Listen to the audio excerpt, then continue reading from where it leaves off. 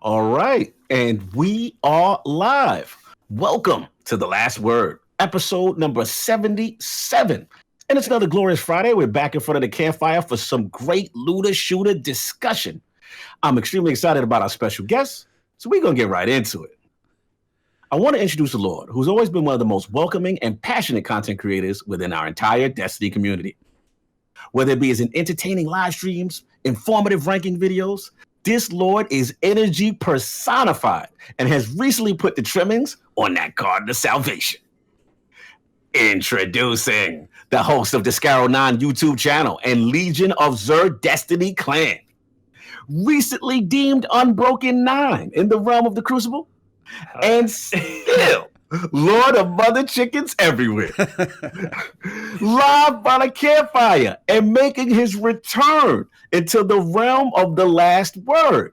My man, Lord Skarrow9. How you doing, sir? I'm doing very well. I got to take a bow or something. Very nice. Yeah, there's not really a way to ever live up to those intros, so you just got to blow past it.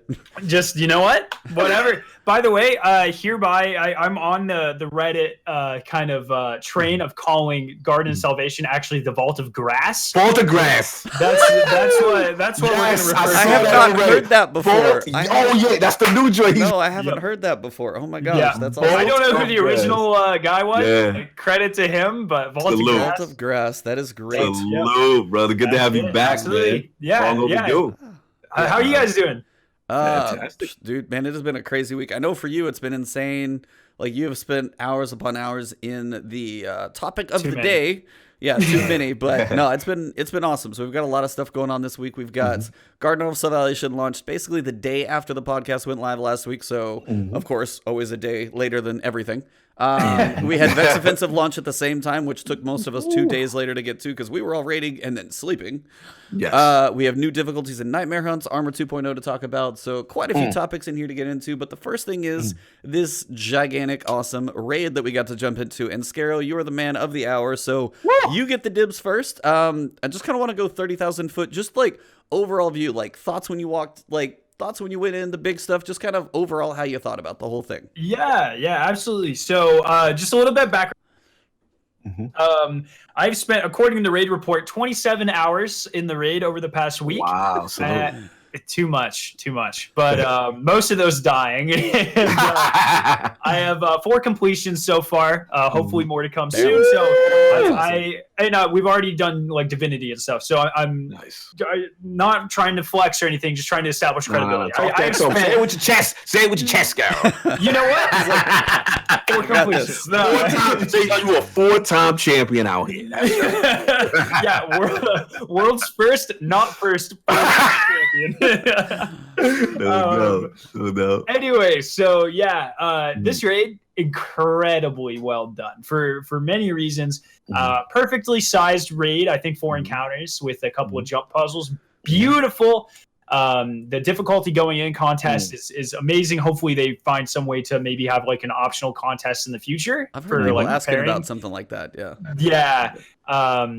So good. And honestly, like just the flow of the raid, as well as the uniqueness of some of the mechanics. And while some of them can be kind of frustrating at times. Yeah. That Congo line, fam. That Congo line is single-handedly one of the most unique and most frustrating mechanics ever, especially in the final boss. But I mean, I think they have one for the ages here. It's in top 5. I don't.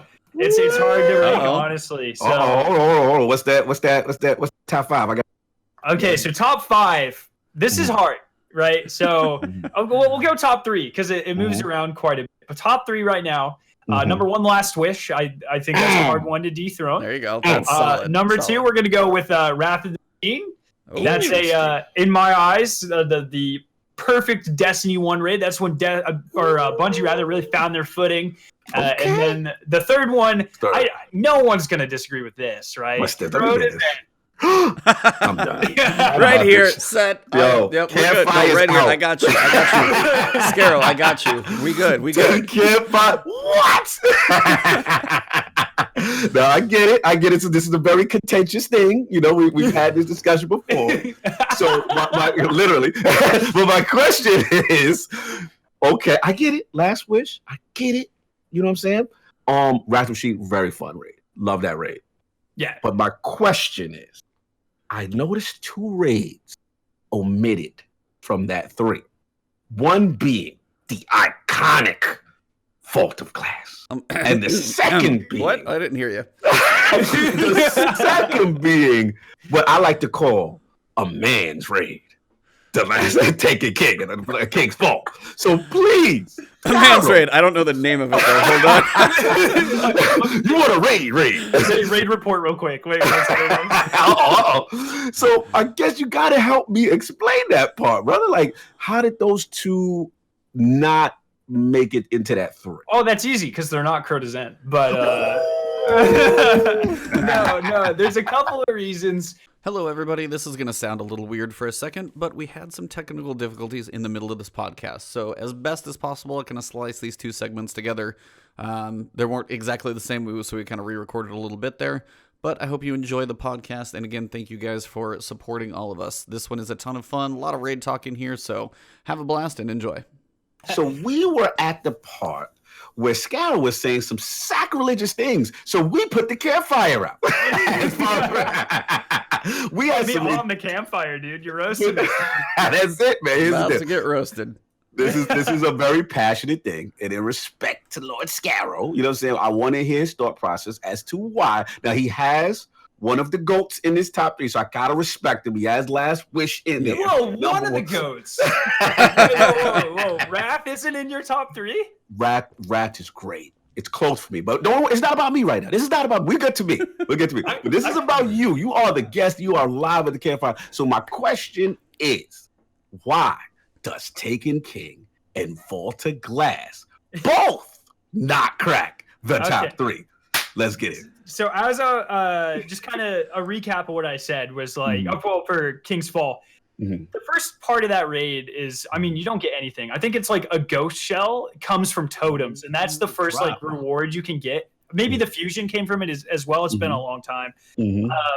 First part of that raid is a time suck, a big time suck. Then that raid suffers from two encounters, two encounters that suffer from something I call the Oryx problem or the Oryx pandemic, which is when there's an encounter that no matter how good you are, you cannot shorten. You are required to go X amount of times.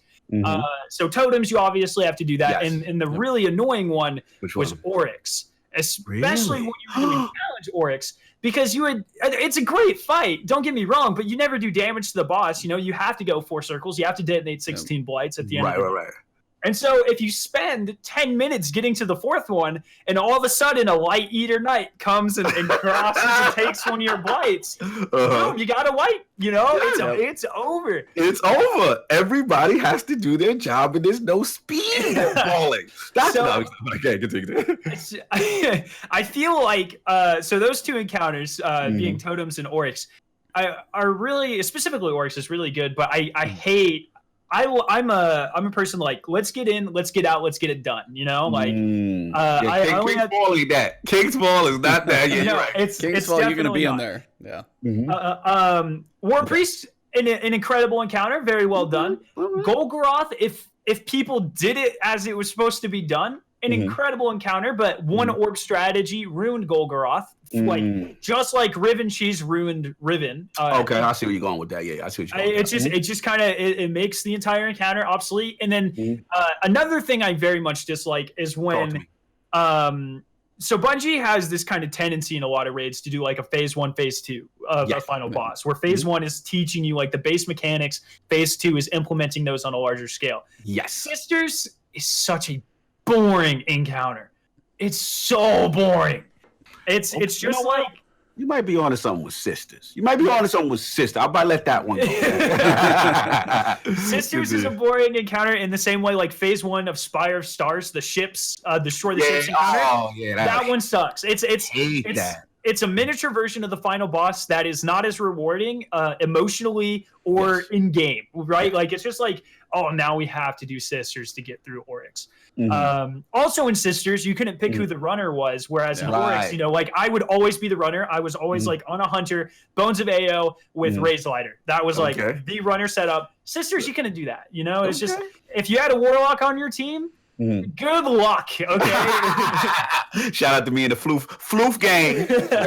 No, see, I actually got pretty damn good at my Titan. Little bump, like just a little quick glide. Like I was good with my Titan. I ran that orb way too many times. So King's Fall is a very good raid. Like I think thematically in concept, but I feel like just the time it came out it was a big jump. Obviously, going from I mean, it's the size of Vault of Glass and Crota's End put together, right? Like that's a raid. Yeah, definitely. And I will give you that. But I feel like at that point in Destiny, at least my team personally wasn't ready for that. That's a huge jump. There are some very aggravating mechanics in terms of you can't shorten like I said, the Oryx pandemic, and then you also have the Sisters. And I mean, War Priest and the Dick Wall puzzle, fantastic. Shout out to the Phallic Wall. Shout out to them. Absolutely. Also, so Vault, and we got to finish your point, and then I got to ask you about Vault right after. Okay, just to kind of one thing that I really respect about King's Fall, and it's something that I hope Bungie keeps doing, is it was kind of the first time that they started to put like Easter eggs in raids, and that I feel like that with the basketball court, right? It's commonly overlooked, and that I feel like was the natural kind of first step to go to something like Outbreak or Divinity, and I really respect that, and I love that. I feel like if I were to go back and ask them to do the raid differently, there's a lot of things I would change about King's Fall and Vault of Glass. Now that's a whole different thing. Okay, my main gripe with Vault of Glass is that everyone holds it to such a high regard. It's like it's just not okay. So first off, once again, first 3 encounters were building the spire, which is a classic. Right? That's essentially a meme at this point. Not rewarding. Oracles and confluxes. Not really rewarding. I think oracles you could get. So it's about the drops for you. Let's just get to it. If the raid don't give you a drop, Skarrow has subtracted points. Let's just get to it. Hey, there's a reason I have like 40,000 weapon parts. All right, I want my loot. That's why you like Wrath. It makes sense now. Wrath is like one of the most rewarding, fun. And then the little, what is it, the Siva keys that give you the thing? But enough of that. I'm understanding the Skarrow. Absolutely. It's a time investment to resource output kind of thing, right? Okay. Not always. I mean, don't get me wrong. Like, Leviathan is a very rewarding raid as well, but that's like a middle tier raid at best, right? Let's be honest. No, I agree.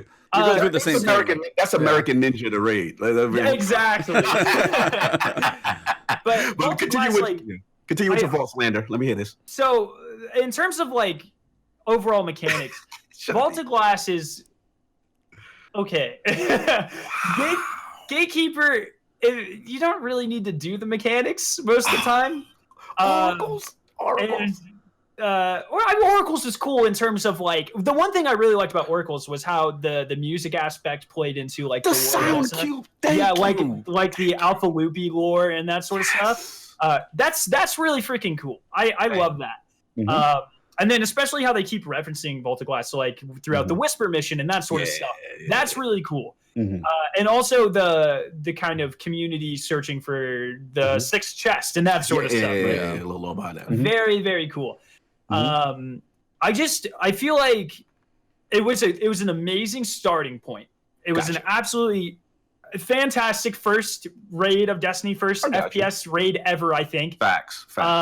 It was excellent, and I respect the hell out of it for what it did. But if Vault of Glass never came out and it came out next expansion, people would not have it. I would agree with that. Yeah, it was an amazing starting point, and I respect it for what it did. But if I'm being as objective as possible and talking about my pure enjoyment of raids and like how amazing the raids feel and how good the mechanics are, Vault doesn't touch Last Wish, and it sure as hell doesn't touch Wrath. You know, like it I don't know about that rap part, but I got you with last wish. Last wish. I cannot fight you on. Those are my three. And to be honest, as much as I'm slandering Wrath, and I love Wrath. It's really tough for me to place because I had so much fun with it. Like I said, my only nitpick in response to you, if I had to counter with Wrath, as much as I love it, look at his face. He's like, slander. Is that the guy I call him the cable guy, the guy that you get the TVs in the back and you know. Vosic? Yes, I call him. We kind of. My issue with sometimes with raids is that I don't like to sometimes face the same thing throughout. So when I saw him initially and we were doing the little charges, okay, cool. And then he runs off and it's like, okay, cool. Like sometimes I want to see, that's why I like taking King to some, I just want to see different bosses sometimes. I like more different encounters. I respect that. The same guy, but that's just a personal choice. There's nothing really wrong with Wrath the Machine. And in your point, it's really rewarding. One of the funniest moments where I think was putting the engine together with the time. God, so many fails on that thing too. Yeah. Shout out to what's the little guy, Mimix, whatever the guy on the top. If you don't kill him, I forgot his name. The captain guy you gotta smash. Yeah, I think it's Mimix or Mimix. Yeah, right. Mixus is doing this. That's it. Like, you better know where Mixus is doing. You know what I'm saying? Yeah. So that J right there. But I feel you go with that. But what about the Outbreak quest though? I mean that alone. Dude, that is insane. So I learned binary for that quest, right? Like facts. Just like I don't. That's another thing is, it's kind of the raid exotic and a lot of the raid loot also really plays like a really fundamental role to how I remember that raid and how good the armor looks too, right? In King's Fall, trash. I agree. Williams Terminus. Yeah. And what's the sniper that people used for a while? Preach. Sniper wasn't bad. Yeah, the sniper and the whatever the pulse rifle was all right. Yeah. I forgot to, but you're right. The weapons is not rewarding. Kings and even the main exotic, the one with the little thing, touch of malice.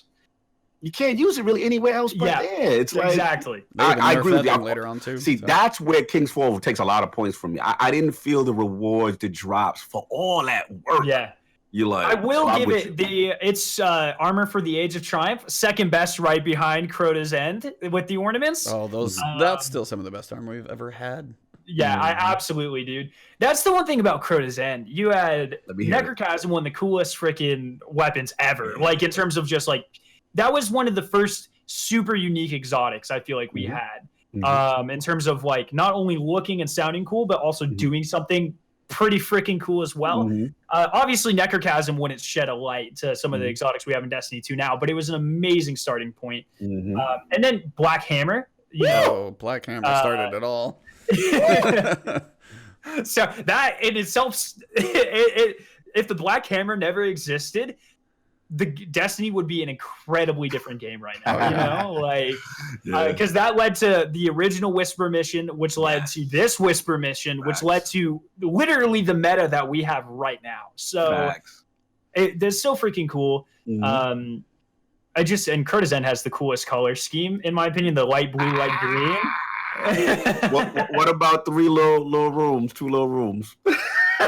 Let's talk slander now. What about okay, it was cool going down, but if you really look at it, it's like 3 rooms. That's fair. I can't argue. What 3 rooms are you talking about? What, like the lanterns, the bridge, and then you have the little stage, like hallway, and then you have the Crota stage. Yeah. We ain't gonna say nothing about that slander, but you okay, continue. I gotta pick at it. I'm just saying, look, man. I love debate like this. I really do. One of the things that like really got me passionate about the game was, raiding and talking about raids and learning the ins and outs of everything. And I think there's some raids that have like a flow, right? Like a really good story driven, really nice flow. And I use Wrath as an example of this all the time, because you start on the outside of the wall, you work your way in, and then up top, and you walk along to get to the server farm. Facts. Right? Facts. Very, very good flow. The entire time throughout Crota's End, King's Fall, it was just kind of like, we're in the Dreadnought already, and it's just like one random room after another, right? Like there's no sense of like, oh, we're getting closer to Oryx, unless you've already done the raid, then Right. But like just like going into the if I were to put you in War Priest for the first time, you couldn't tell me if you were 2 or 10 encounters away from Oryx, right?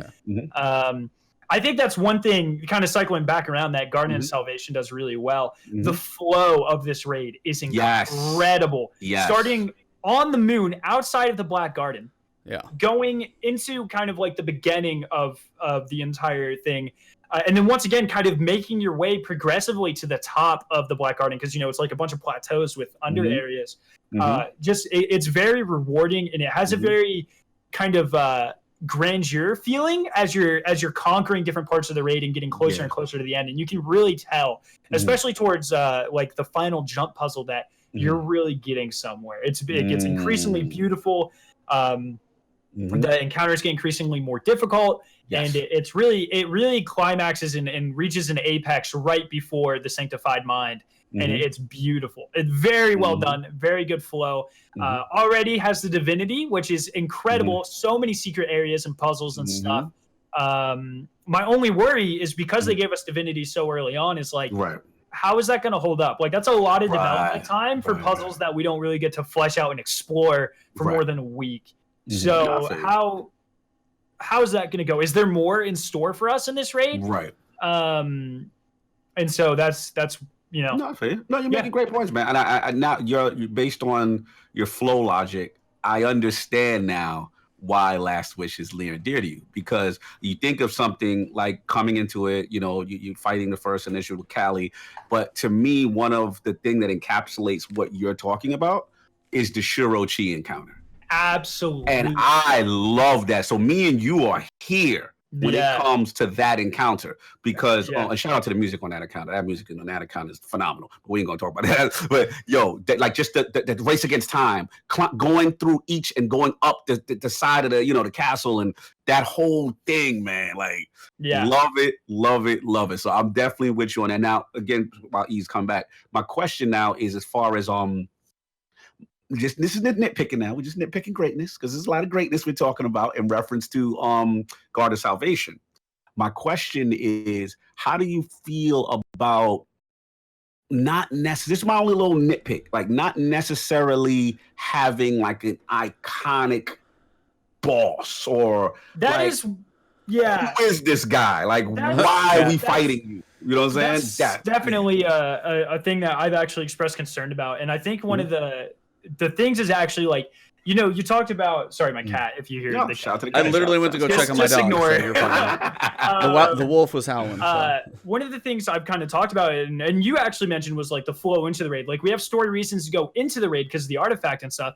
But one thing, I don't, you guys haven't beaten it, so hopefully I'm not spoiling anything. But when we get to the end, it just says the artifact signal ends here, and nothing happens. It literally just ends, and it's like, at one part, I feel like we're not done with it yet. Like, there's got to be something else, sort of like the end cutscene for the campaign just kind of ends, but really you're meant to go like straight to the raid after that. I feel like there's like another piece of the puzzle that we just haven't been given yet, and I feel like that'll help the flow a lot. But that ties into like who the boss is, and it matters a little bit less because in the lore, we're just kind of like, we got sort of summoned in a way to the Black Garden. And so we don't know, we're not expecting anything. We go to the Dreadnought expecting Oryx. Right. We go into Crota's End expecting Crota. On the Last Wish expecting Riven. Exactly. Like, it literally tells us you have to slay Riven. Exactly. Yeah. And at the beginning of this raid, Eris is like, I don't know what the hell you're going to find. you got to go in there. Like, there's obviously something in here. And so it has a really cool, the boss is essentially Megatron, right? So pretty big dude, yeah. Seriously, that's kind of cool. But we can't hear you, brother. Seriously, still? I don't know what's going on. We can't hear you. Everything's breaking. I broke everything. I'm so sorry. Nah, not your fault, bro. It was the slander. It was the vaulted glass slander. Yeah, the raid gods had to come down. It's so good. Oh man, I Can you think hear me one now? thing that would have been There you go. Okay, You're back. cool. Yep. All right, cool. you're back. One thing I think would have really helped is we know that the Undying Mind plays a really big role in this season and is going to play a really big role in Vex Offensive. I think it's at least an idea to play with if Bungie would have taken the Sanctified Mind and switched them with the Undying Mind. Yes. Because the Undying Mind, we've already killed twice. Destiny 1, obviously, in the shout out to Yamago Loop. Yeah, what was the first strike called? What was it? Was it just the Undying Mind? I think it might have just been. trying to, Yeah, I think that sounds right. So what was the PlayStation exclusive one with the Imago Loop? What was that one called? Man, you're taking me back. Oh, can't remember off top. Well, it doesn't matter. Whatever, it doesn't matter. And so we've already killed him twice. I think it would have been really cool because he got more powerful and he got more abilities the second time. I think it would have been really cool if he became even more powerful the third time. And yeah, it's kind of the ideology of every time you kill him, he just gets stronger and stronger and stronger, right? I think that would have been cool. And then we also have this other big bad who is, kind of causing the entire Vex Offensive thing. But I mean, at the end of the day, it's a raid boss. He's really fun to kill. Yeah. I don't know if a Hydra like the Undying Mind would have had the same effect as a giant Minotaur. Yeah. I mean, because Minotaurs are very physically imposing. Yeah. They're very big bad. Yeah. And he's a big dude. He's a big dude. He's like as you said, Megatron big. He's huge. Yeah.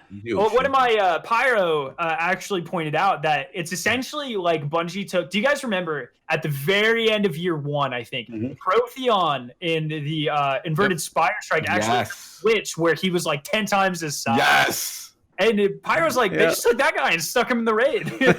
Pretty much, yeah. I forgot about that, yeah. So he's very imposing, more so than I expect a Hydra would be. No, that's a good point. That is a great point.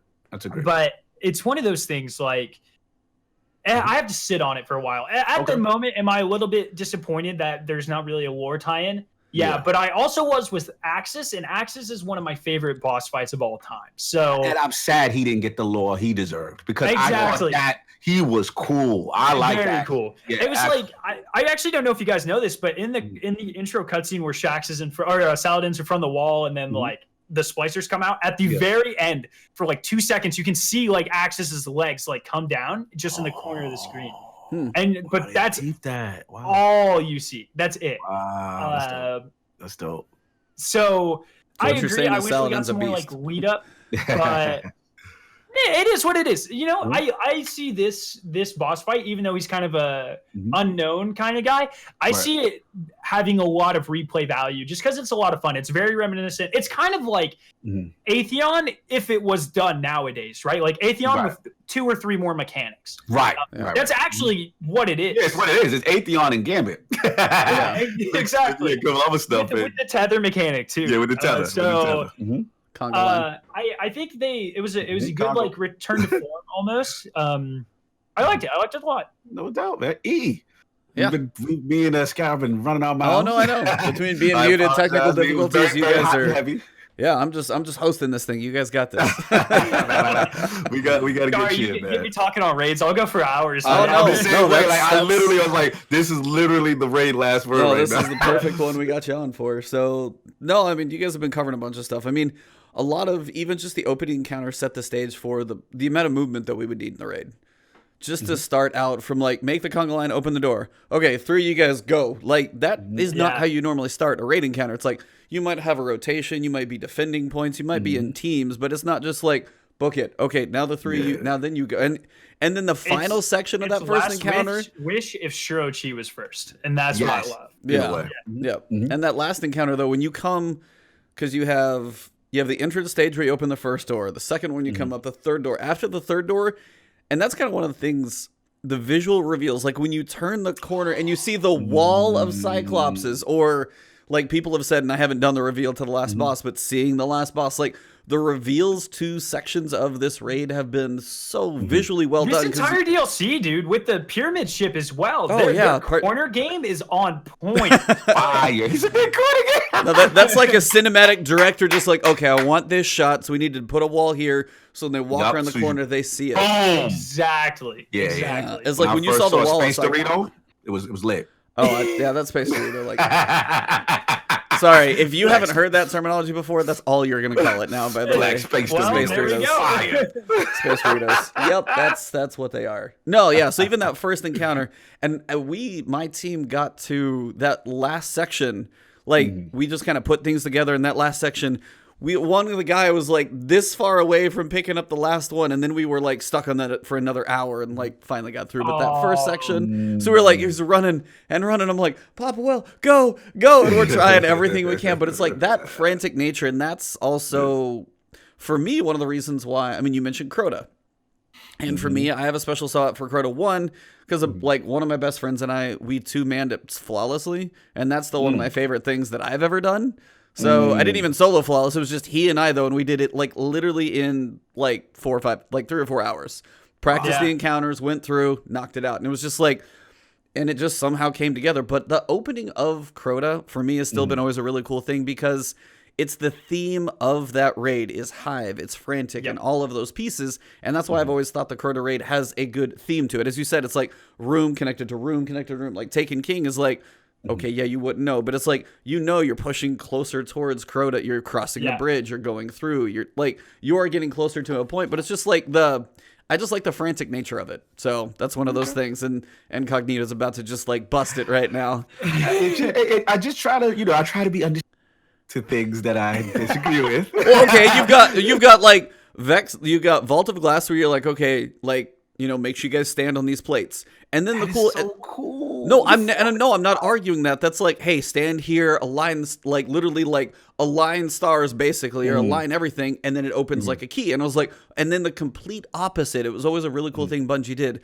They took it to the complete opposite, like race for us to fight. And it was like, okay, you want to stand still? Wrong. You have to run the entire time. Like, and that was just a complete flip.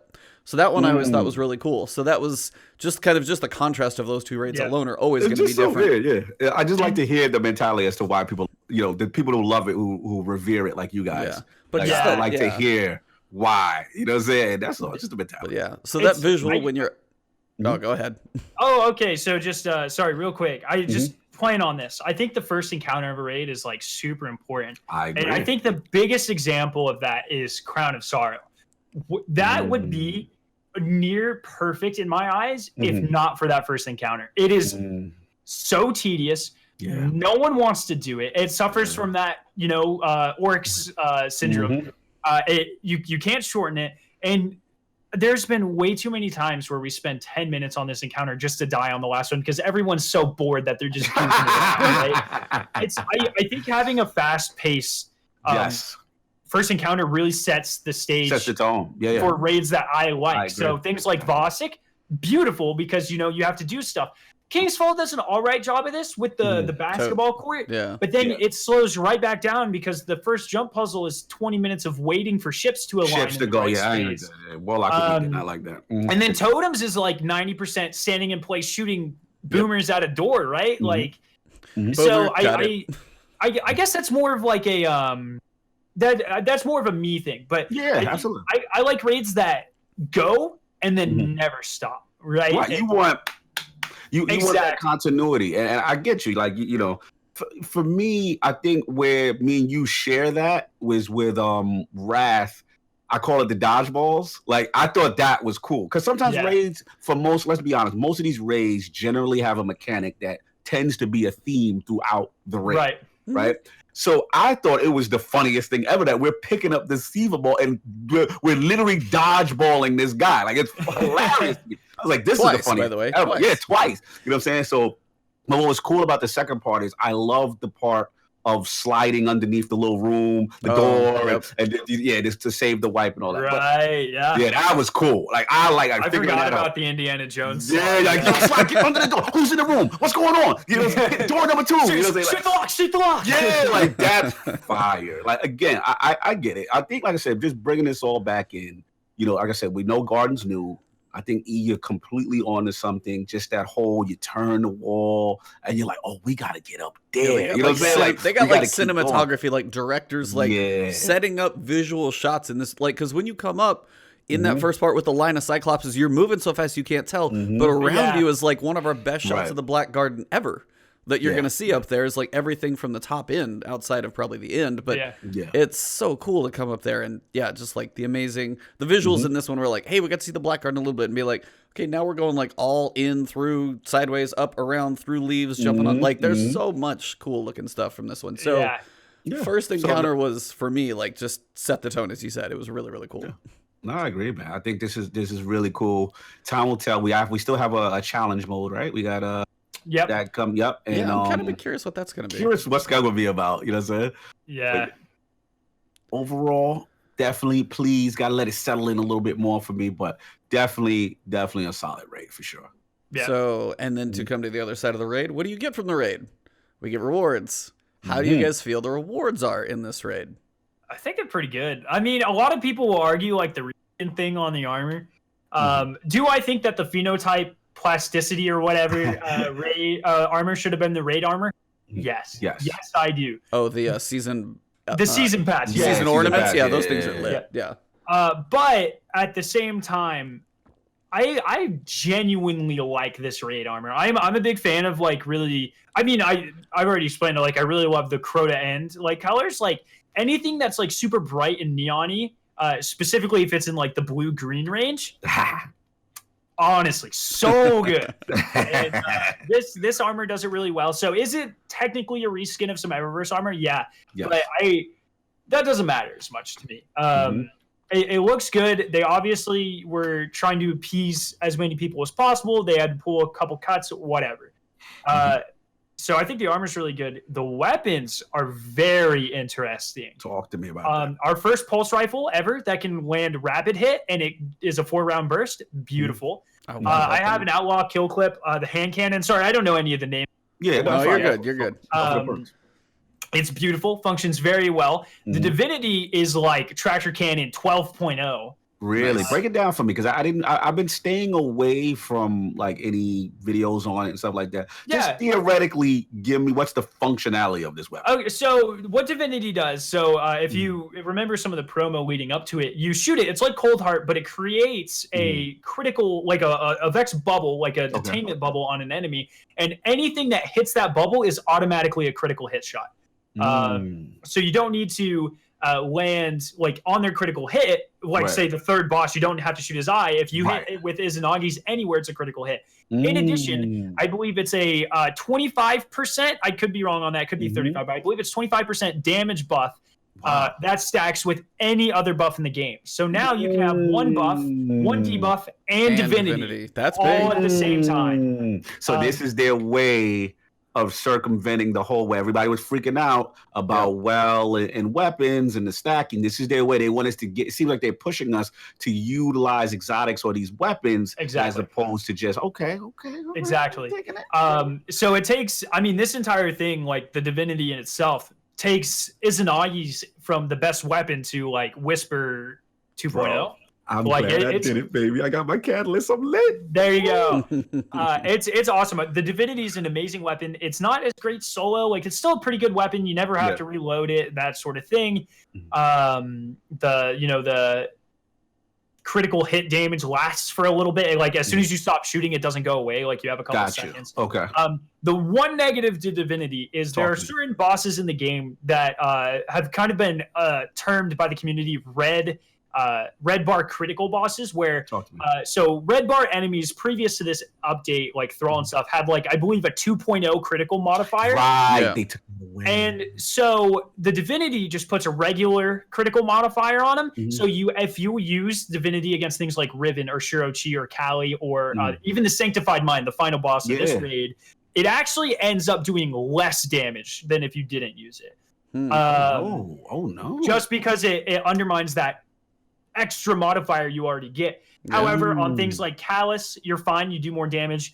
On things like the hold on. I gotta raise my hand. I gotta subtract points now. I gotta subtract points now. Now you're telling me the raid exotic of your great Guard of Salvation is not effective against the boss in Guarding of Salvation. Just the final boss. It works in the third encounter just fine. Let me get out my notebook. I'm subtracting points here. No. This is not top 3-ish right now. Oh man. I'm shocked by that. That is something I think Bungie will probably fix in the future. Okay. I feel like that's. I think that's an working unintended side effect. Oh god. Yeah.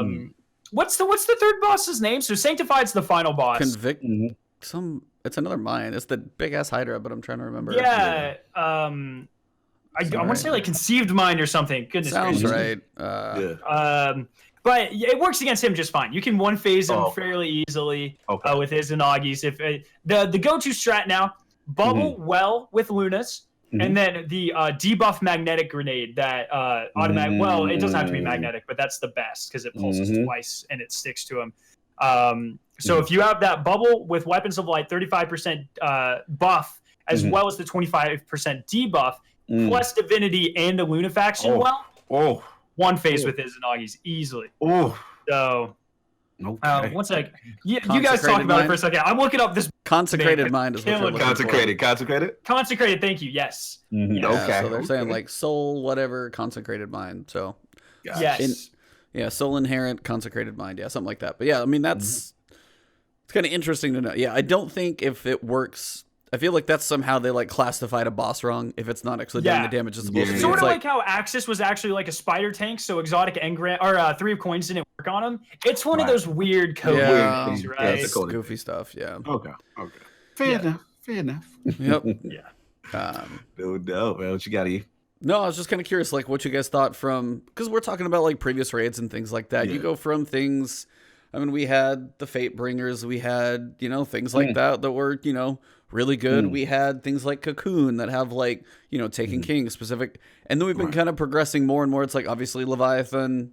Had good rolls. It had good set rolls. Like people still love like Midnight Coup and Inaugural Abyss. Like both of those are like cool. But I mean, we can't disrespect Acarus a little bit. Acarus was okay. That's a good point. Acarus, yeah, like that actually had some of the coolest mods, like weapons.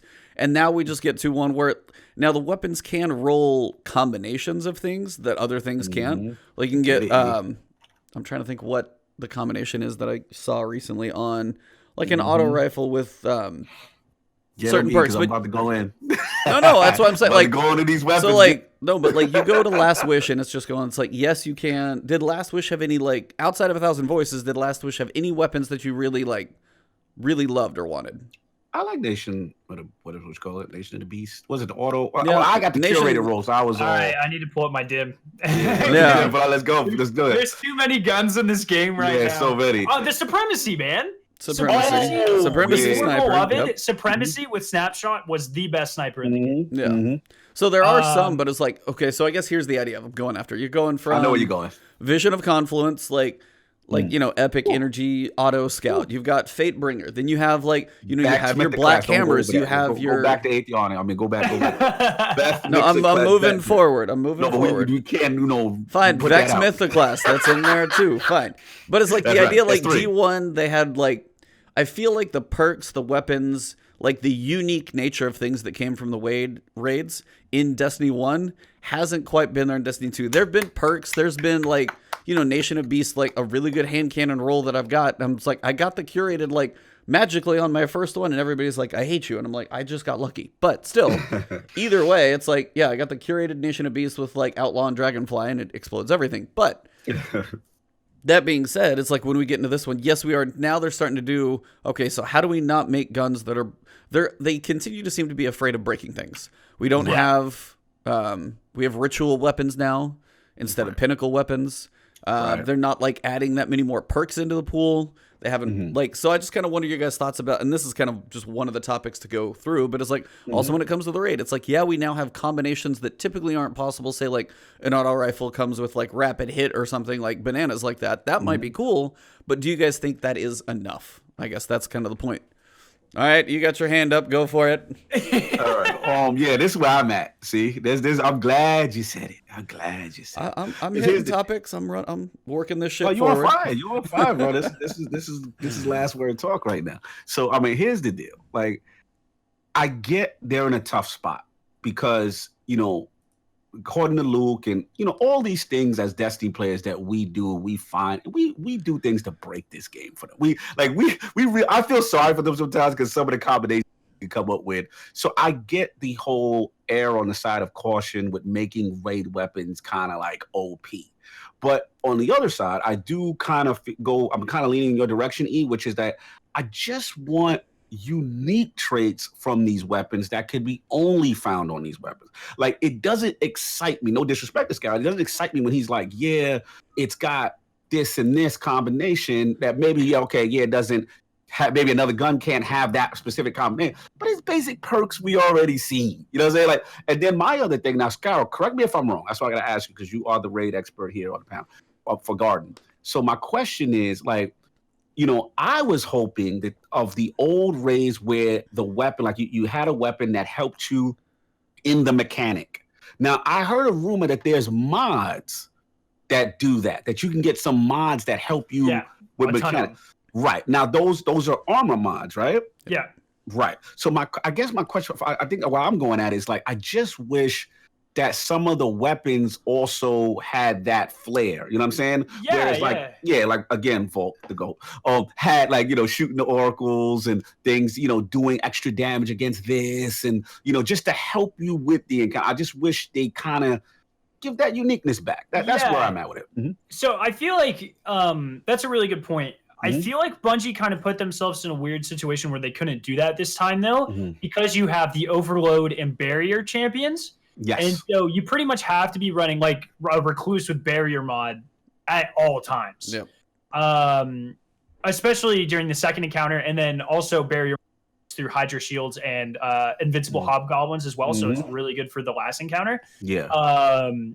So I feel like if they would have added another layer on top of that, like another mod slot, you would have been getting to a weird spot, because keep in mind, we don't have weapons 2.0, right? Like, there's no limit to mods you can put on. You just do. You just do. And so I feel like that would have been really weird and put it in a maybe felt too powerful. And I'm not even sure what they could do. There's not many like super unique enemy types in this raid. Right. So I get what you're saying, but I feel like, especially with them just releasing Armor 2.0, I feel like having an additional mod slot and really keeping the focus on that system, at least for the time being, I think that was the smart move. Okay. Because I mean, there's mods that you get an overshield, I believe, whenever you are carrying a certain amount of motes. Yep. There's mods, and all of these mods have a basic and enhanced version as well. There's mods that you get damage resistance when you are tethered. Yep. And then there's a mod that you do additional damage whenever you're in front of an active Vex relay. So like the in the third encounter, the thing you put motes into. Right. And you're shooting a boss, you now do more damage. See, I like that. I do like that. Yeah, that's very cool. So I get what you're saying, and I think for raids, like especially like let's Ground or something, right? Maybe Recluse shouldn't be the best, and there should be something to help out. Maybe like with they're just gonna have to take away Recluse or ogres or something. Yeah, Recluse. But I feel like for the where we are in Destiny and 2.0 being just launched and super prevalent, I feel like this was the right move for right now. Fair enough. Back to your point, E. You brought it to the table. To the campfire. No, you're good. That's just kind of what I was trying to get at. I always wonder, and this is the thing, they're not doing Weapons 2.0 right now. The big focus is on armor, so they have mods in there, which are cool. You can get the unlocks versions for enhanced and things like that. It does just feel at some point like it's something a lot of people I keep hearing, listen to different places. It's something I would like to see. More variation on weapons, making the raid grind like worthwhile. It's like the armor's cool and looks cool, and you get different, you can use different mods in there, but I can also, if I get a good substitutional alloy, I can use the same mods in that I can in the raid. So there's nothing that makes it distinct. There's not like, and even for me, like what I was wondering, it's like, and this is something I've kind of been getting more clarification on too, is the stats on the armor that we're getting. Those don't seem to go above about mid 60s from what I've been hearing. I think 63 is the highest I've seen. Yeah, so I think CAC has had like 65. Like that's about the highest. But I mean, even with that, I was hoping somewhere in the raid would come like peaking a little bit higher, maybe just like even low 70s to make it worthwhile. And some people were saying, because I was talking to my chat the other day, and they were saying, well, maybe that could get a little busted. And I'm like, but that's kind of the whole goal. It's like, and at least like the raid, you can still get a piece of raid armor to drop, and it could have like a crappy roll, and you might be still in the mid 50s, and I can go get a random roll of something else that might be higher somewhere else. So it's like, I think the minimum stats in the raid probably should be higher for one. I think that to at least give you rewards of like, hey, if I go do the raid and I'm going to do this pain in the butt thing, at least I know the stats on this armor, if I do get a piece of armor, are going to be top tier stats. It should be like mid 60s or almost like maybe capping at 70. Give it a different range that gives you an advantage to go for it. We do have challenge modes, so that could come.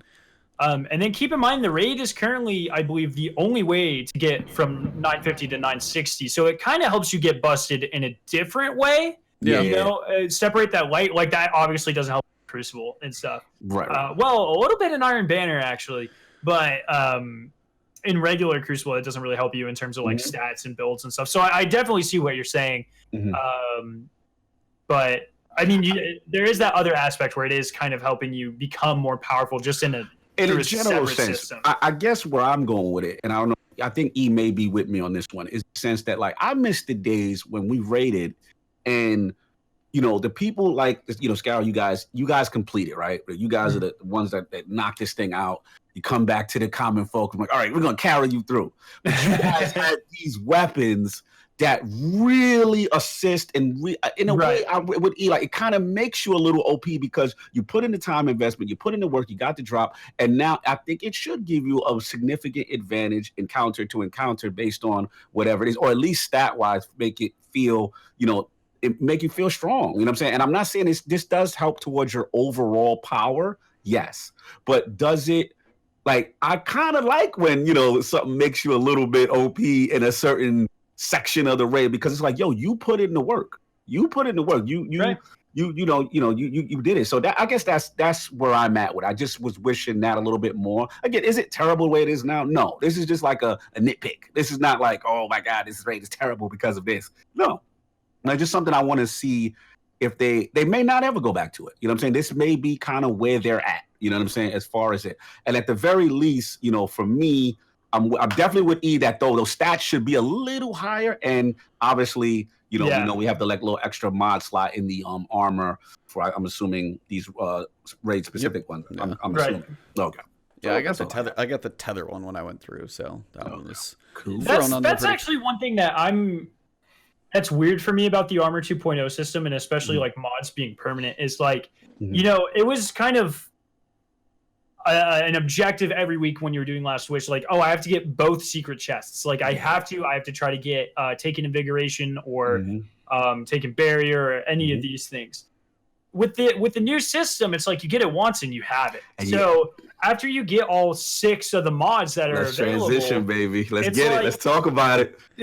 Let's talk about it. Are we just going right into Armor 2.0? Skarrow, you're on to what my long-term fear is. Continue, please. So after you get all 6 of these mods in this new raid, it's like you never have to open the secret chests again. And I also have this theory forming with the secret chests. I have never, throughout all of my raids, none of my fire team members have ever gotten a piece of armor from those chests that they didn't already own. So I think the side chest. Sorry, my cat keeps jumping on my lap. So shout out to the cat. You're good. She gets a cameo. She's up there and be like, but I feel like those secret chests, you can't get armor that you don't already have. So I feel like they're quickly becoming obsolete, and you won't have to get the secret chests. Now, granted, with the mod thing, and that'll kind of hurt the replayability of the raid, especially the mod thing.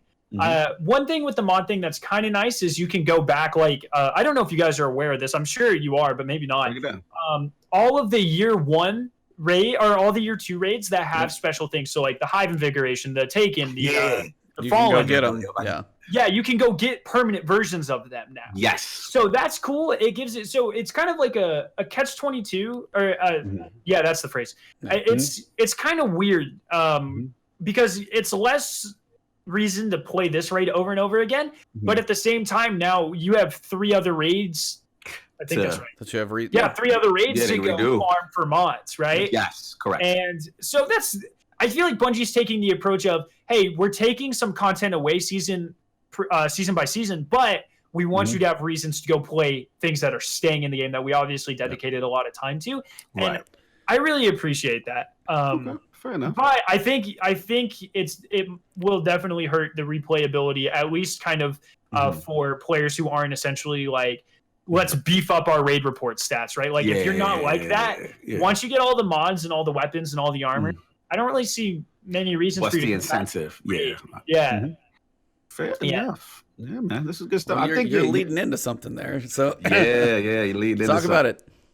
Yeah, I mean, let's get it. Armor 2.0. You know what I'm saying? It's out in the wild. We've been, now sitting around with it. I think I have a lot to say about it, obviously, but I think now that we're kind of you get past soft cap, you're in your 950s or wherever you're at, and now you're tweaking, right? Now you're getting your energy levels up, you're moving things around, you're unlocking more stuff.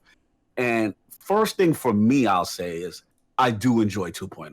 Like I'm having a lot of fun. You know what I'm saying? I'm making things that synergize with builds. You know what I'm saying? Having a ton of fun at that. Obviously, there's a couple of ones I'm still missing. I'm like, damn, where's my, light reactor or whatever it is? Yeah. Like, I want to get my fusion, super action going on. I got the pump action one just now, so I'm happy. So I got the shotgun energy one. And just quick interjection. Did you see that Destiny sets updated so you can? You just cut out right there. You said Destiny sets. Yeah, really? Oh, no, it's not your fault. That's not your fault. Destiny That's Discord. Sets, the account or the website made by, I believe, Josh Hunt.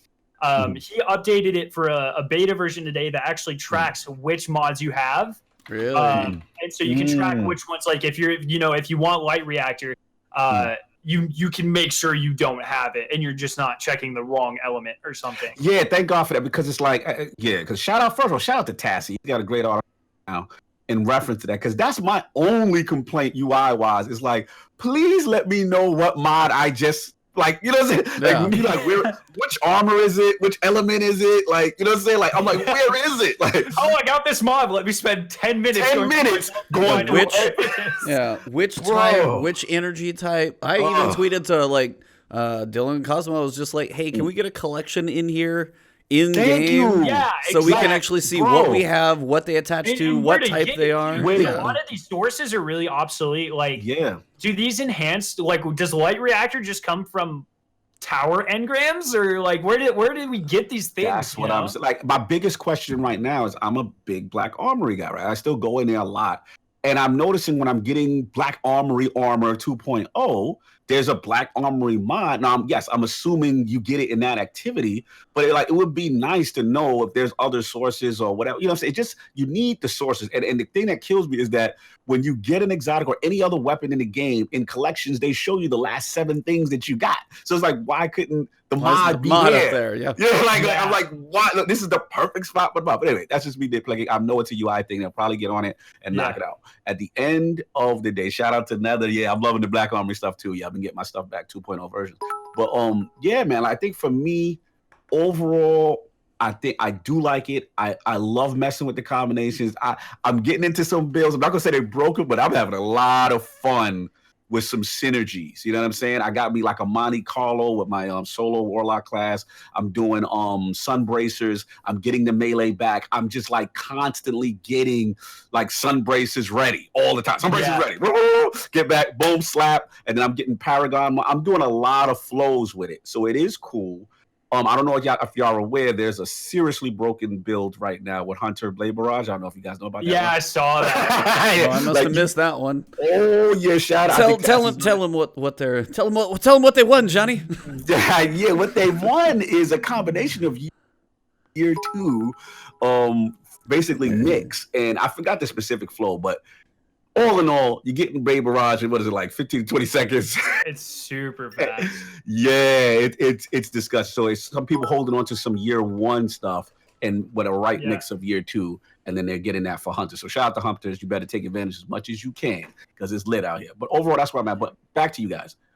What do you think? I mean, kind of playing on that, I really like that we're talking about builds now. Like, I had that. I don't know if you guys saw. Like, I curated like the perfect Titan build where you had your shoulder charge back every 3 seconds with Peregrine Greaves and 1-2 punch. You were one-shotting every lost sector boss in the game. And so I made the dumb decision of advertising it and putting a video out, and I was like, this is what I'm taking into the raid. And then the very next day, Bungie was like, actually, you're not taking this into the raid. Yeah, they turned that off real fast. About as fast as the toaster. Really fast. That and the toaster were both off pretty quick. Yeah. Shout out real quick to Little Purple, by the way, all because you came in here. She's dropping some donations in chat, so thank you very much, Little Purple. Just wanted to say, Purple. Salute. Yeah, seriously, Salute. thank you very much for those. Anyways, back to it. But I love that we are in, because I've always been of the mind, like this might be kind of sacrilege, but I never played World of Warcraft. I never played the Division. I remember last time I was on here, I was actually talking like I might download it for the beta, and then I got busy with something else like Anthem or something. I forget. Neither of those have aged well, but that's fine. So,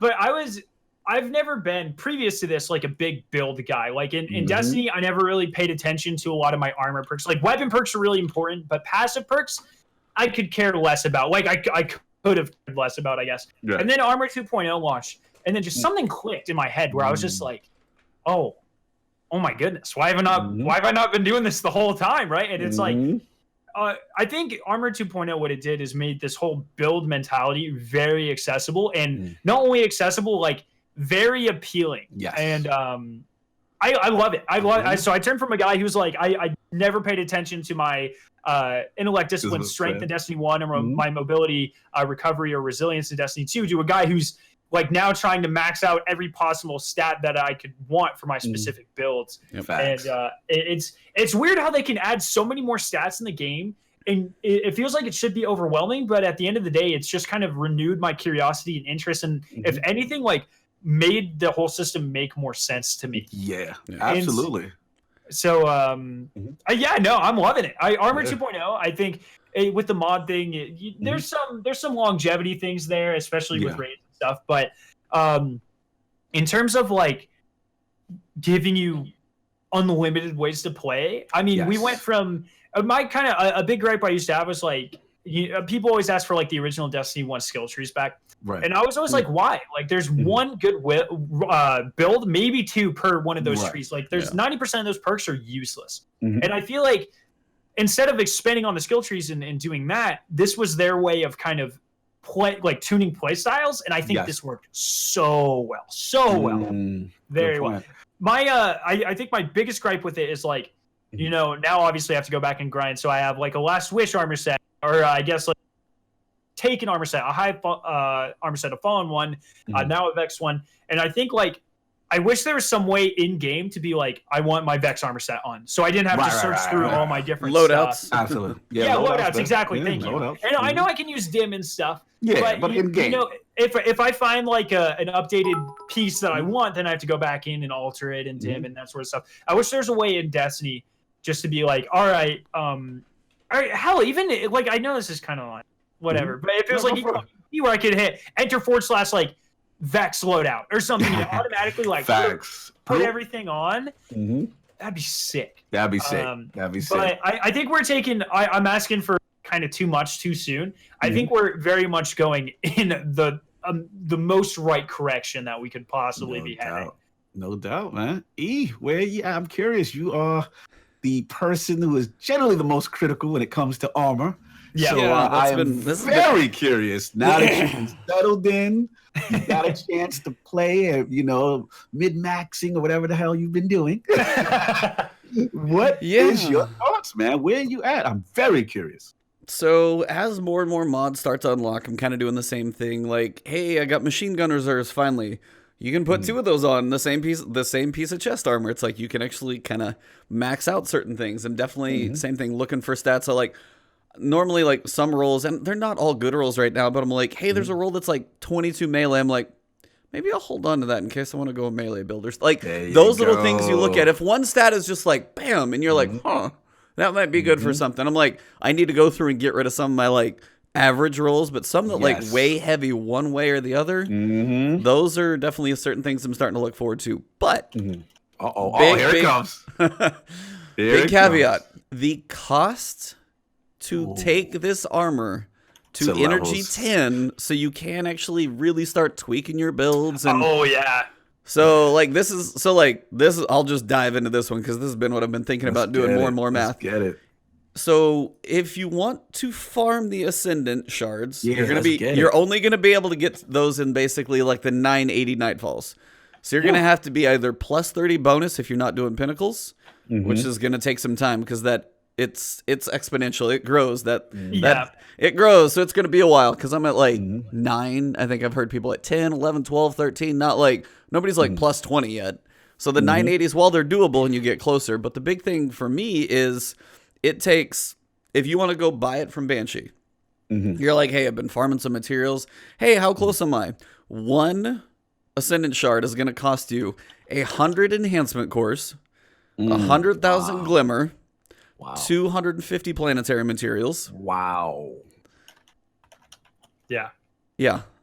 And then on top of that, 100 more planet materials, 50,000 more glimmer, and yeah. So basically you better love this thing that you're gonna manage. That's love this role. And I think that is Yes. it's like, and I think that's one of the things. Like maybe when we get to higher like 980s and those things, you can just like, hey, I need some Ascended Shards or whatever to take this thing to 10.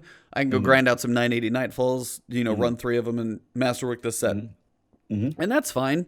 Not everybody's going to be able to solo those. Those do not have matchmaking in them, which some people are getting used to. And then they're going to be like, 950. Oh, crap. I can't do this by myself anymore. And it's the price it's going to take to really dive deep into these like mod setups. Because like, if you're like, hey, I got this really good stat roll.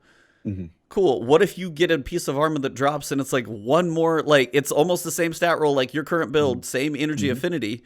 And then on top of that, it's like, hey, this thing dropped with like 2 or 3 more stats from the raid than the one I have. But I just dumped like my entire like piggy bank into this one piece of armor. Is like, am I really going to go for those stats anymore? And I think that's going to be one of the things that is almost a bigger drawback for me is the cost of really upgrading things. Because you can take it to about 7. And like, I've got enough cores. I've been hoarding them. And, I keep doing Banshee bounties and stuff for everything. So I'm like, I'm doing okay on cores. But like right now, it would take me, I could basically masterwork 7 pieces of armor and I would be broke. Yes. And that's 1 full set and then 2 additional pieces. That's it. I would be living that one dream, but if I want to change that dream, I'm screwed. Like I think honestly, I not to cut you. I think that's what they want though. I think they are tired of us hoarding.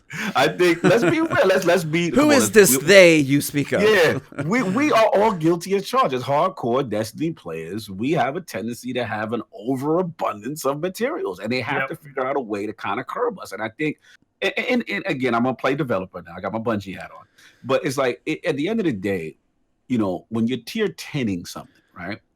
Let's think about what that means, right? We are literally probably 2 to 3 extremely powerful perk combinations, mod combinations that are going to be on this one set. Yeah. So you're going to be pretty strong because prior to that, you probably could only have about 2 or 3. You know what I'm saying? Like now you're getting into a different type of a territory, and these things could be, very strong. So I think this is their way, because even the way they've separated certain perks before, you know what I'm saying? That we used to have our little builds, you know what I'm saying? Your reloaders, your scavenger on one, your super energy, this on that. Like they've separated a lot of that stuff by energy affinity too. So certain combinations can't go together. So I've seen like their master plan is we got to slow y'all down just a little bit. So if you want to go all the way out, you're going to have to commit. And this is what they want. They want you to put a ring on it. You love that armor. You want to do that. Put a ring on it. Get that ascended thing. But you're going to be broke paying it off. Seriously. Well, okay, so here's the king. Like, say if you want to run machine guns and fusions. Those don't go together because machine guns are arc and fusions are solar. Yeah. So in theory, you need 3 sets. Either way, if you want to mix things up. So that's 15 pieces of armor. So take whatever I just told you for those cores, multiply that by 15. That sounds like too much for even the 3 of us. So guess what? You're going to stay behind you at have tier not 7? seen my vault, good sir. Fine, the 2 of us. The 2 No, I honestly will just be very curious when it comes to, like, when we get to 980, how many, like, grinding out that Nightfall. You're going to go through and grind that Nightfall, like, 10 times and be like, hey, I got those cores. That's going to be one of those things because that's, I think, going to be the biggest source is, like, they wanted to give that Nightfall a purpose, and that 980 is the only place to get those things. They don't drop in raids, maybe the dungeon, we don't know yet, but that's literally the one place for those things. And it's like, it's a very specific place to upgrade I mean, what about Crucible people? What if they don't want to go run Nightfalls? They're not ever going to max out their armor and be able to run the mod combination they want to. So then you get into places where like the cost of those, if people like, hey, I do my Banshee bounties, I'm saving up cores. You're telling me I have to get 1,500 cores just to max out 3? That's like no average player is going to be like, holy mother of what? Like, holy mother chicken is what I was going to say there, because that was a fitting phrase. I was like, I can't cuss right now, but mother chicken is a good call. Shout out the chicken. Yeah, shout out. No, this is real. What about the suggestion? What about I bring this to you guys in reference to maybe making those pinnacle rewards with armors that have those energy slots unlocked? Or maybe like once in a while, maybe like an option to do that. I kind of like how rare it is. I'm torn, right? Like I'm the type of person I grind for everything, right? Like obviously that is like I am the guy who, you give me something to chase, I'll chase it. I'll chase it for days, weeks, years. And so the armor set's kind of like that, like, oh, I want to work towards it and get full armor sets, but then once I've hit it, it's like, what do I grind for now? So I like having the chase. So it's kind of weird. I don't know how I feel about it, to be honest. And like, how often will you actually need all 10 of those slots? I found that I can get away with, what can you get without the rods? I think you can get like up to 6 or 7. Yeah. Because 8 and 9 are the prisms and 10. So it's the last prisms, 3. Yeah. So I found that with just 7, you can do like pretty much everything, unless you want to have like 2 enhanced perks, which I don't even have enough of those mods yet for that to even matter. So I see what you're saying. I don't know. I mean, talk to me in 3 months when we're all kitted out and I might be like, this isn't balanced. We also, I mean, I keep saying it, but the raid challenges could bring these, right? Like that's harder than the raid. Maybe they'll give us an Ascendant shard every, or at least the prisms, I think you called them. Maybe that, I don't know, man. Who knows? Yeah, I'm with Professor Kaoken. He said, I think it makes sense that if you can do high level content, you have better gear access. Not saying Crucible should be worse than Nightfall, but maybe it should drop better gear from competitive since it's more challenging. Yeah, I mean, I'm with that in the sense, like I said, it will be cool if they can come up with a way, like I said, if you're doing pinnacle activities that, maybe it drops already at a tier 8 or tier, you know what I'm saying, whatever the slot energy slot is already, so that, you don't necessarily have to utilize, what is it, that thing, was a prism, is it called? I forgot the new currency that they want you to maximize.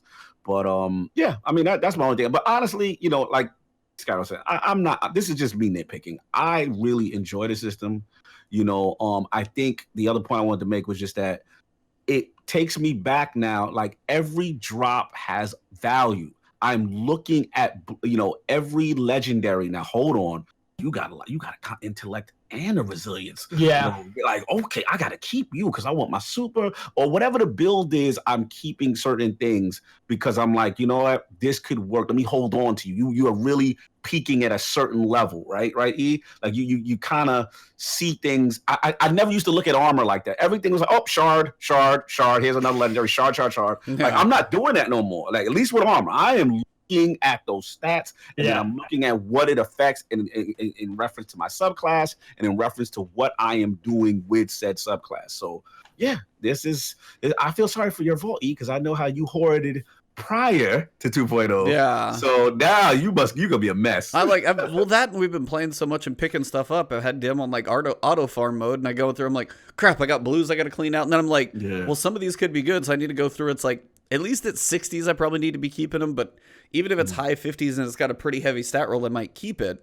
Yeah. It's just, and then I'm going like, okay, Arc, Solar Void, decent rolls. Like there's a lot, just math-wise to go in your head. You're like, Arc, Solar Void, 20 stats here. This thing does this, and this is like one slot, and you're like, it just, the hangover math scene always appears in your head. So, but I would I mean, that's another thing, as you guys said as well, that I think would be another thing that either might be a missed opportunity or something they can add later. Do harder content and have it drop gear that drops at like 6 energy, 7 energy, 8 energy, 9 energy, like. Some crazy stuff like that would be ways to say, hey, the raid doesn't have, crazy higher stats, but it drops at like 8 or 9 energy.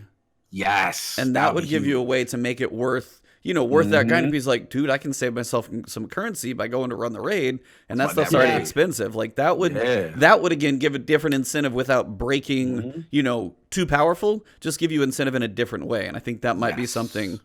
But yeah, I think that's actually really. I think that's the way. Yeah. Maybe not have it. Maybe have it like a 1 in 75 chance or something that's fully unlocked. Right. Yeah, but I do like the idea that.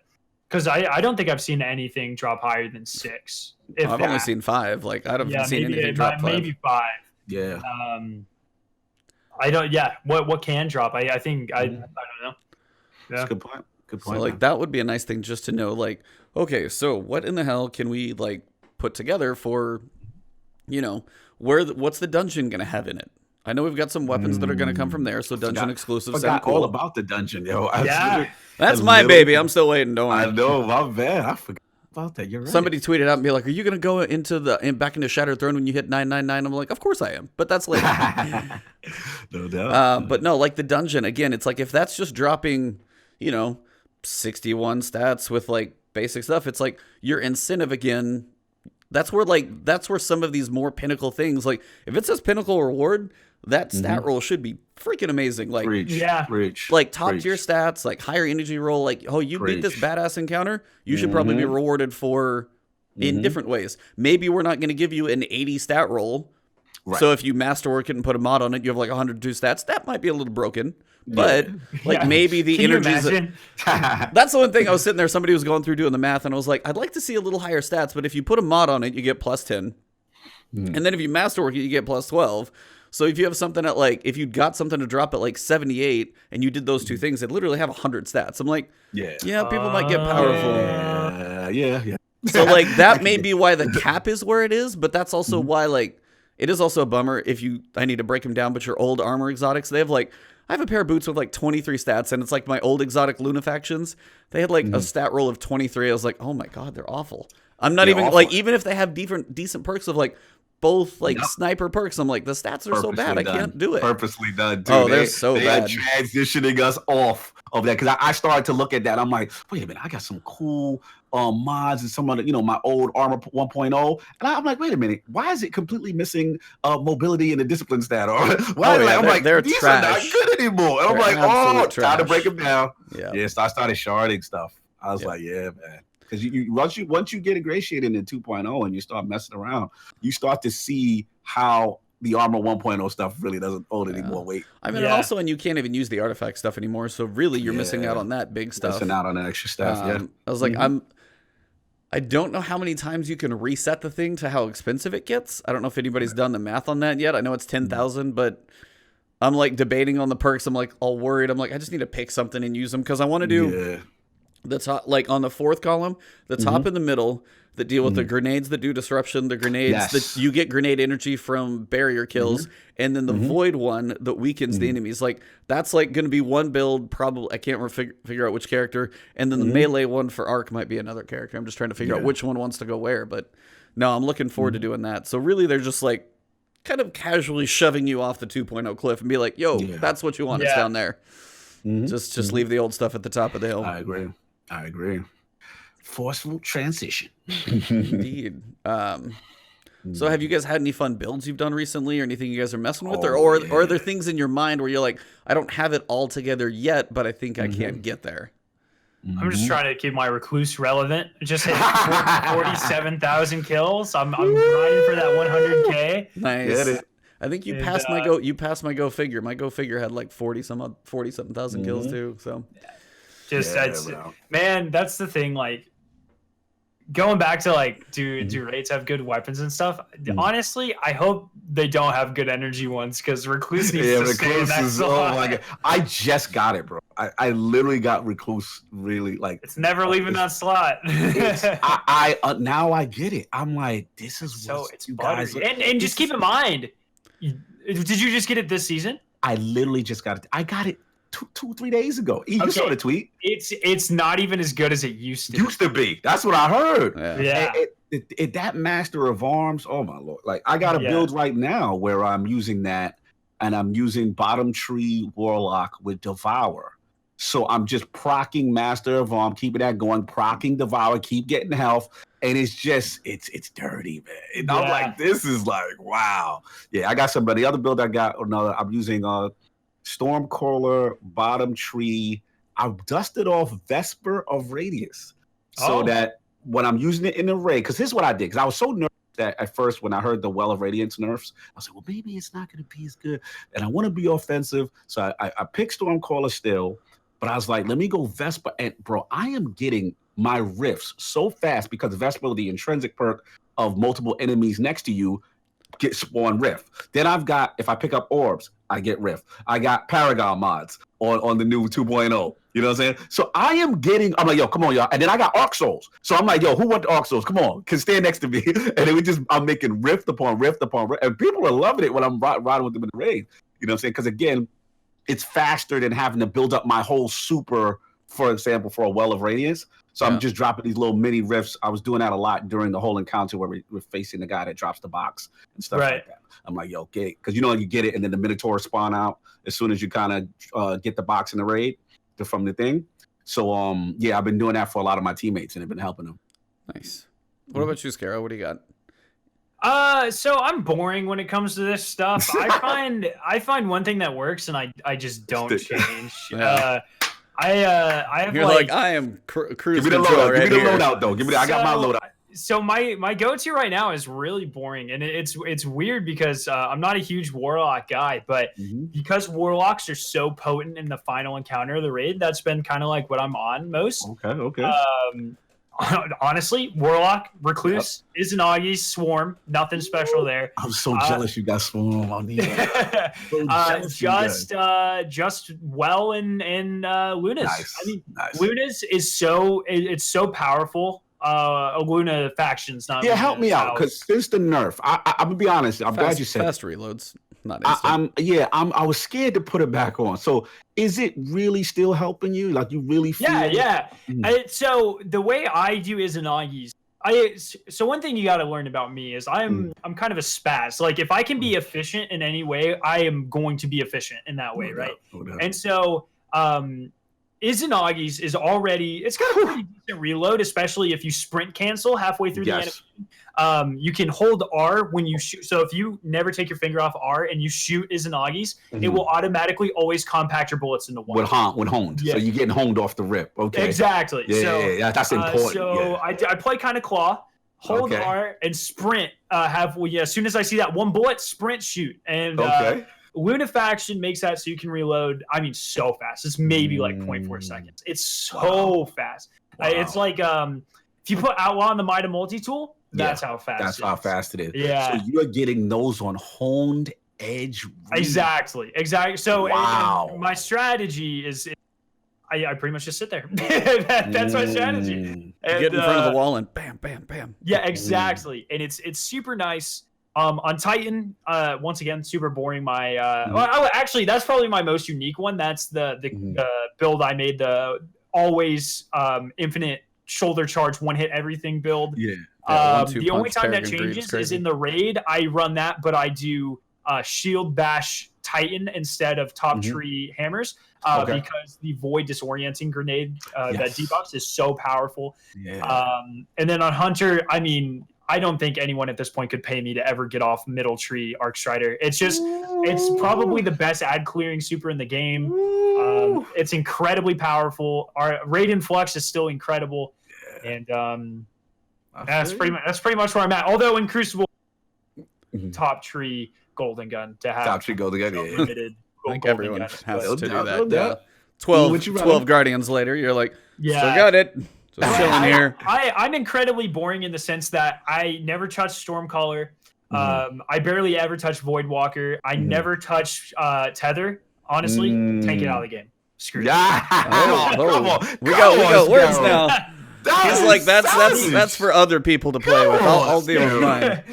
The only class in the Titan, and that's just because Striker is so broken in Crucible. If it wasn't like that, I would never touch Striker either.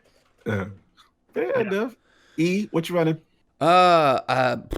So the one that I want to do, I just need to actually unlock the thing, and I finally just did. I think I got the 12th one today. So I want to go Titan, Ward of Dawn with the, I think somebody in chat said it's the Oppressive Darkness. So literally I can buff myself and debuff the enemy with the Void Grenade that weakens the enemy, and I can buff me for 35%. So I pop a bubble, throw the grenade, and I'm buffed and debuffed with one person, so everybody else can just go nuts. Like, that's what I think is going to be one that I definitely want to get my hands on for that one. So that's what I want to do, because I mean, Weapons of Light is definitely powerful now. Pop in, pop out, take 35 seconds, and if you got that in like a well, as you were doing, like for the third encounter, one person have the big buff, take it with you as you walk in, then on the second part, once you guys are far enough in the wall and still doing damage, pop a well on the other side, get more damage that way. So no, it's like, it's a pretty cool thing, and just the fact the grenades doing more, and then pairing that with the grenades that will just like pair with disruption and all of those things is actually a pretty cool build. So that first and third on the fourth column, and that second one on the fifth is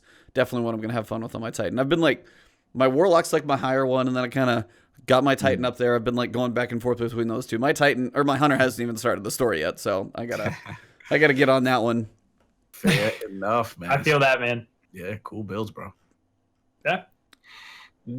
So, we've talked a lot about our raid, talked about Armor 2.0. It has its ups and downs, longevity, we will see. But there's another piece when it comes to Vex Offensive itself and the Vex Invasions, as all that stuff jumped in. How have you guys been feeling about that? Like, first, let's talk about the Moon. Like, how do you guys feel? Like, because my big thing with the Moon, I was like, hey, I didn't make my public event video, like how to turn everything to heroic, because I told Cognito last time, I was like, I want to see what the new Moon public event's going to be. There wasn't a new Moon public event. Well, this is like public event 2.0, so definitely got to change, so it gives it some nice life. What do you guys think about it?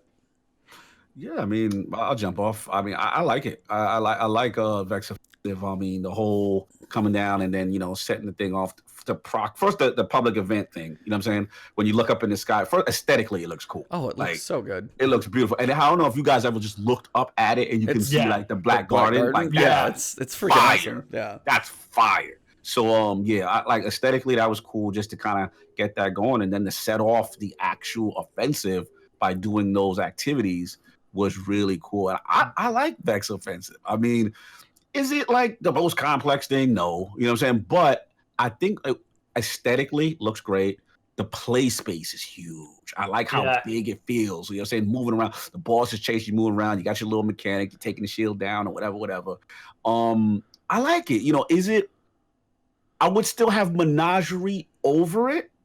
That's just me personally, because I like Callus talking his talk while I'm doing what I'm doing. Where do you put, like, so you got Escalation, Blindwell, man, Menagerie, this, like, Blindwell's definitely at the bottom. So if I would say, okay, that's easy. but I was at the bottom. Menagerie holds a special place for me because not only is it cool, not only is there lore, not only is Callus narrating your life, you also it's just like thematically, it's just dope. I just love it. Now, Escalation was my jam though. Like Escalation was my jam. So it's close. I'm trying to figure. It's probably fighting for 2 with Escalation. I got to run it a little bit more because we have more offensives coming, right? We got. So you have the heroic version of defensive with the Undying Mind. Right. And just kind of like to help you inch it past Escalation. Help me out. Escalation, you were lucky if you got 1 weapon every 7 runs. Oh my god, you're right. Yes. With Vex Offensive, I feel like, I could be completely wrong, but it feels like to me you get 3 guaranteed weapons and 3 guaranteed armor pieces every single time you run. Right. I get a lot of crap. Like, I don't know those numbers specifically, but it's like 3, 4, 5, 6 drops of something every time. Oh, yeah, it's very rewarding. Very rewarding. A lot of them have, I mean, once again, not like super unique perks, but a lot of them have like really good perks. Roll on them. So. No, Vex Offensive is lit, man. I mean, it's rewarding for the time investment. It's fun. Like let's just get it out the way. It has matchmaking, which obviously over Escalate. Escalate just still holds a thing for me. I don't know what it is about it. Why I like it. Like the bosses. I mean, it's like an open play space. It's pretty cool. Patrol. Yeah, I think. But you don't have to fight to have a fire team. Right. No. Yeah. See, that's the main thing that kills. You're right. That automatic. You're right. I got to take point. I'm being fair. I got to subtract one. I got to make my notes over here now. Yeah, I got to take notes and subtract. Hey, can you join my game? Hey. Yeah, you're right. Oh my God. In a perfect world, if Escalation Protocol, if Escalation Protocol was just like its own activity, and they made like literally another zone that was like, here's the bottom part of Mars. Go play Escalation Protocol in that. Yeah, that'd be cool. I think I figured it out. The reason why I still fight with why I love it so much is, let's be real, y'all. How did you feel when you first got Escalation Protocol shoddy, baby? When you got Trench back, come on. When you first got, and how long it took to drop, you was feeling yourself. You was feeling good when you got that. I just want to see if Vex has something, that makes you go, okay. You know what I'm saying? Like, I want to grind for this. Like, right now, I don't think right now it doesn't have that. No, right now it's like a party. That. It's like, yay, shower you got, and it's fun. Right now, the thing you're grinding for is that undying seal. Is pretty much it, right? Yeah, basically. And by the way, I don't know if it's going to be like, it's not going to be the hardest one to get, hopefully, but it's like, just the fact that you can have your character's name and it's undying, be like, I live forever. What up? I think conceptually the name is cool. I don't think they made it very difficult because it's like essentially time gated, right? Like Vex Offensive is being yeeted at the end of this season. Mm-hmm. So if you don't grind out and get this now, I don't know if you'll be able to get it. So I think they had to make it kind of easier. I mean, that's another thing that puts a Vex Offensive, like, kind of helps it, at least in my mind, get closer, if not surpass Menagerie. Is the most annoying thing about Menagerie was the flawless runs. I don't know if do you guys have a Shadow Seal? No, I do not. I'm close. Okay. So having, especially Hasapico, the giant Hydra, that was the most annoying thing on this planet. Getting all 6 people through that without dying. The really nice thing for the Vex Offensive, the not dying triumph, is you and you alone. Nice. Doesn't require the fire team can die as long as you're not bad. Hell yeah. That one's not so bad. I saw that. Yeah. And once again, it is time gated and that sort of thing. I think, in my mind, the way it works is like, if I'm just looking at the Menagerie and Vex Offensive, Menagerie, how it is now, I believe, where you only get 1 drop, bottom, Vex Offensive, and the Menagerie, the original, where you could get 7 or 8 drops, that's going to be above. We know Skarrow loves his reward. Got that efficiency mindset there. That efficiency. He wants time investment equaling. I got you, brother. Absolutely. I'm learning. Yeah, absolutely. No doubt. Rankings, where you at? Yeah, I was like, I don't think Blindwell's going to be very high. I do. Up there?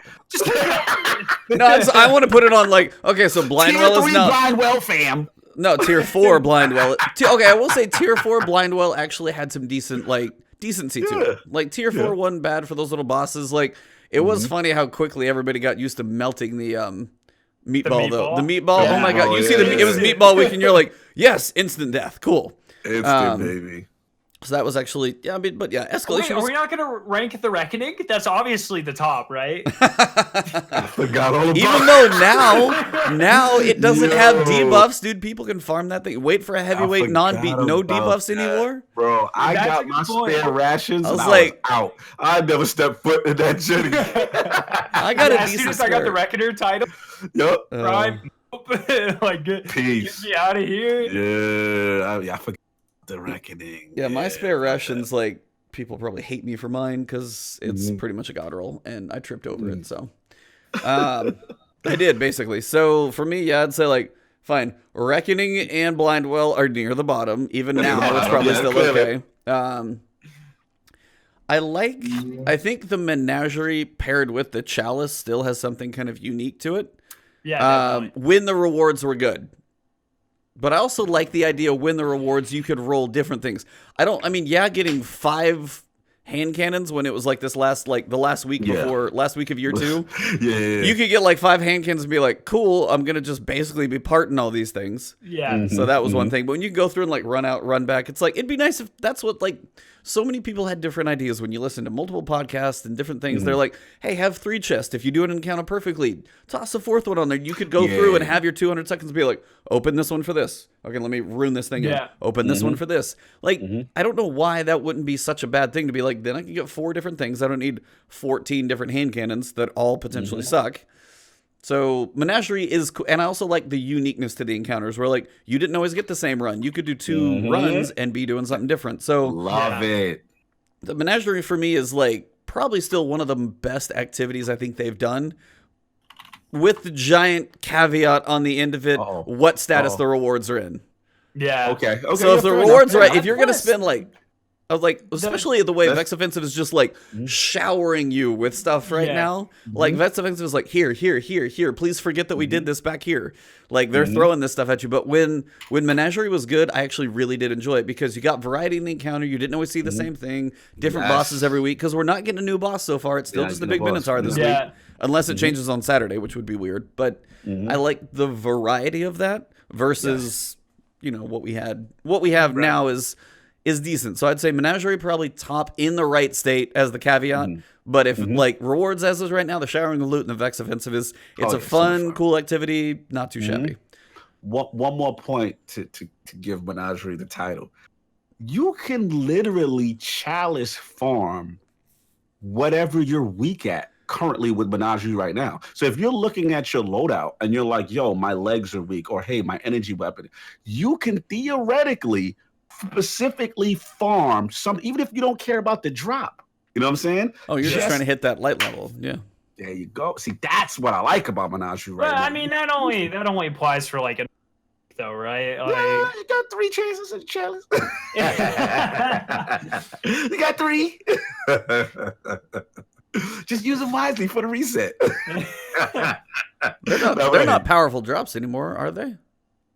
Oh no, they're not. That's they're legendary drops. They're legendary. They're all legendary drops. I'm like, you mean old school stuff? Old school stuff. Yeah. Old school chicken stuff. Yeah. Shout out.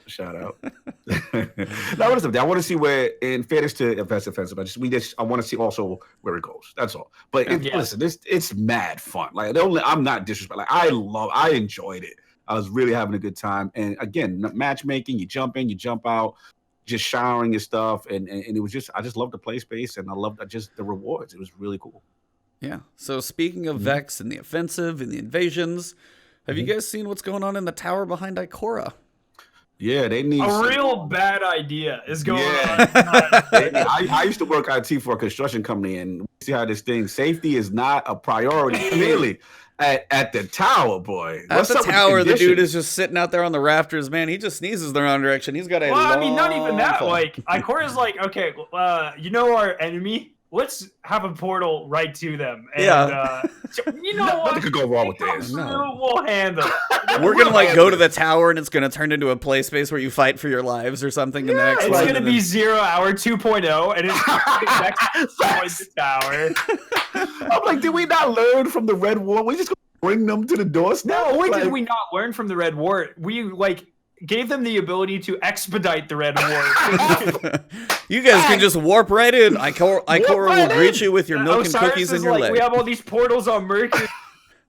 That's not close enough. That's not close enough. Let's bring them to us, baby. Got those hyper jump ships. Be like, just worst case scenario, the Vex invade Earth. We'll just have Callus use the Leviathan to eat Earth, right?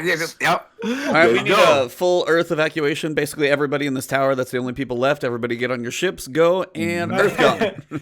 I don't know, dude. I think everyone in the tower, the first to die. I think the farm's the only place left, right? Like, everyone in the tower. The Undying Mind comes through that portal, tower's gone. Done. Okay? Yeah, that's going to be rough. Even though I will say, if you were saying in that picture with in the cinematic with Shax and he sees Axis and he's still alive, I'm pretty sure Shax. That's fair. I'm pretty sure No, it's Saladin. It's Saladin. It's Saladin, but maybe Saladin's just really good at running. You know, he may be.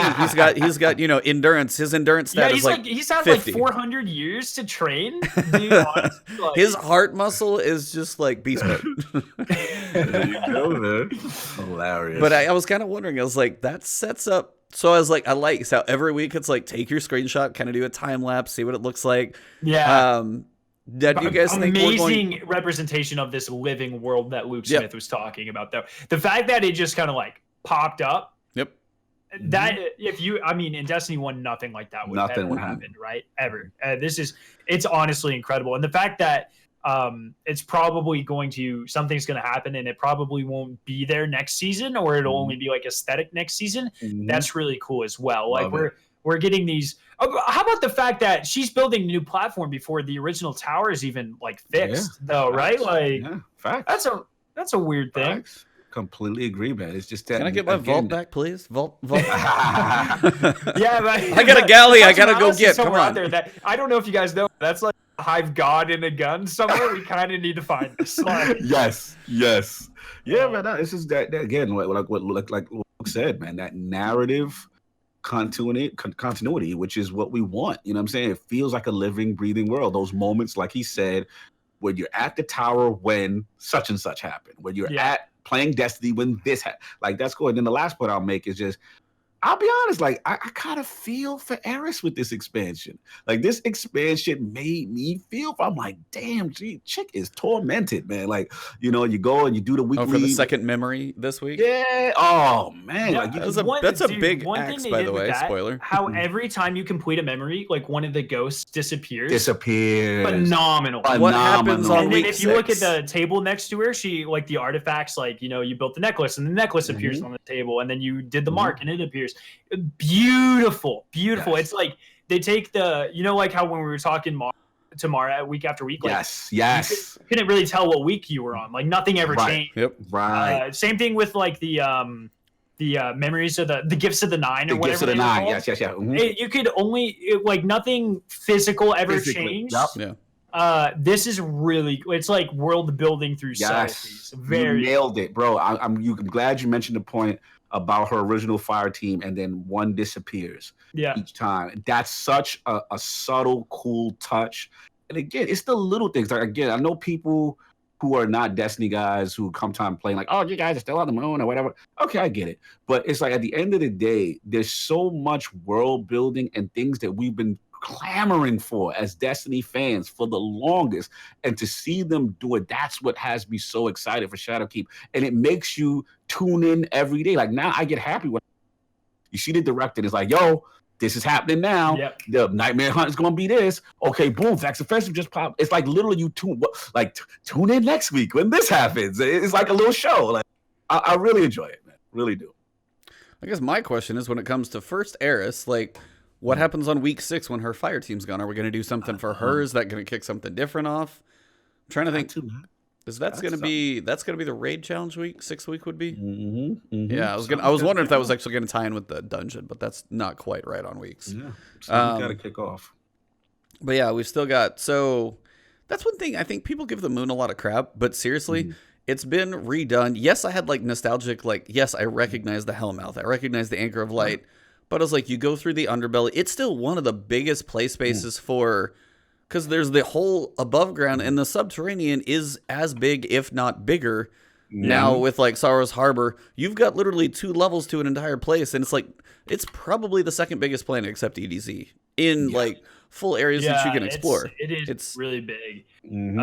Honestly, biggest disappointment is the fact that you can't jump into the Hellmouth and land in a circle of bones. Like there's a death barrier. I know. I hate that. Because you look down, and I'm so like, cool. You can see the platform. I know. Like, right down there. Yeah. But, I mean, I totally agree. Like and just the little details, like Tanik's catch being crashed, right? Such a cool little detail. You know, the path to Crota's temple being kind of shaped a little bit differently, like as if the crackening of the moon really changed it a little bit, and that sort of stuff. Like I think they did a really fantastic job, and they have the expanded play areas, like the Warsat in not Anchor of Light, the other one, like the old spawning location. Archer's Line. Archer's Line. The additional area out to the side of the Lost Sector where like the public event spawns and that sort of stuff. Like they really fleshed it out like really, really well. That entire area where Eris is, I mean, didn't exist in Destiny 1, right? Like it's kind of an extra little corner. So many secrets and stuff. They did really well. I don't know if you guys saw, I think JB3 on the Raid Secrets Reddit actually pointed this out, I believe. In the Tanic strike, there was like a cheese spot where there's like a servitor eye, and you would hide from Tanics by like climbing on top of like a computer. If you go up there, there's actually like a crouching shadow guy now, just completely hidden away, like as total Easter egg type of thing. Really cool. Nice. And even that, right? Yeah, even that, not to cut you, just the touches with the voices for patrols. Dude, the first time I ran by, that scared the crap out of me. It's always the dude who has to. Yeah. Like, what the hell is happening? Like, what's going on? It's always the guy on Archer's line who's like the one where you kill enemies. He's like, there's too many of them. I'm like, what, dude? Hold on, calm down. I don't say that. Such a nice touch, man. And very cool. Yeah, very that cool. whole haunted thing. It really goes in line with it. It's such cool. Once again, like they did this with the Dreaming City, but making patrols not feel just like beacons, like making them feel like part of the world. Brilliant. Yeah, very good. Their world building team, I don't know if this is like a new narrative director or someone who's like just a new direction, but I mean, they're killing it. They are really killing it with immersive world building, I think. So very cool. Agreed. Yeah, absolutely. So speaking of the moon as well, we've got a little more on our nightmare hunts. We've seen a few more of these. So this week we've got Gaul, we've got Tanics, and we've got, why am I forgetting the third one? Is it Fogoth, right? Fogoth, that's the other one. So for the nightmare hunts on the difficulties, what are you guys thinking as these things escalate? And that kind of will tie me into something else, but I want to know your thoughts on the nightmares. We've seen about 6 of them so far. I've done one of them total. Yeah. I spammed Fogoth, to be honest. That was the quickest one. The time trials yet, or is that later? I don't know. I know what you're talking about because there's a triumph somewhere. Yeah, there's a triumph for it. Yeah, I don't know if it's a certain difficulty. Is it a higher difficulty you have to do them on? It doesn't say, like, it just says complete then you probably just need to like sprint basically. So speaking I don't know. I don't know. Like I wish if I knew I could do them now, I would knock them out. But yeah, nightmare hunts are cool, but I would rather be doing Vex Offensive. I think like it's a cool little touch, but they were part of the campaign for the most part. And it's an extra powerful reward, but. Yeah. That's how I look at it too. I mean, it's not that it's terrible or anything. It's just like I'm with Skarrow. I'm more excited about other things. Yeah. And I look at it. I'm like, I gotta get a powerful. I'll go get it. I'll go do it. But I'm not like going back. But there's some parts that I'm like, okay, this is nostalgia. You remember what you were doing. You remember when you first encountered this or that person and whatever. They give you some feels. But yeah, that's what I got. E. I mean, for me, it's like I'll be kind of curious to see where the difficulties though. But that kind of ties more into the artifact mods itself. Because as the difficulties increase, this time we got hero. So you have the unstoppables, you've got your barriers, things like that, roaming around those now more frequently. What do you guys think about? I mean, obviously, I know Skarrow, you love Recluse, but if you take Recluse out of the picture, for example, not happening. Okay, no, but here's a reason it might. What if it was, and this is why I kind of wonder, right now you've got hand cannons, auto rifles, submachine guns, and bows, basically, that can use those unstoppable barrier and what is the other mod I'm trying to think of? It's the middle one. Do those enemies exist yet, by the way? What is the third type? Have we seen them? Yeah, well, there's so if it's the Vex one is the overload Minotaur. That's the Minotaur. I've seen that somewhere. Yeah, because I know I had that on an auto rifle. Those are in the raid. Those in the raid.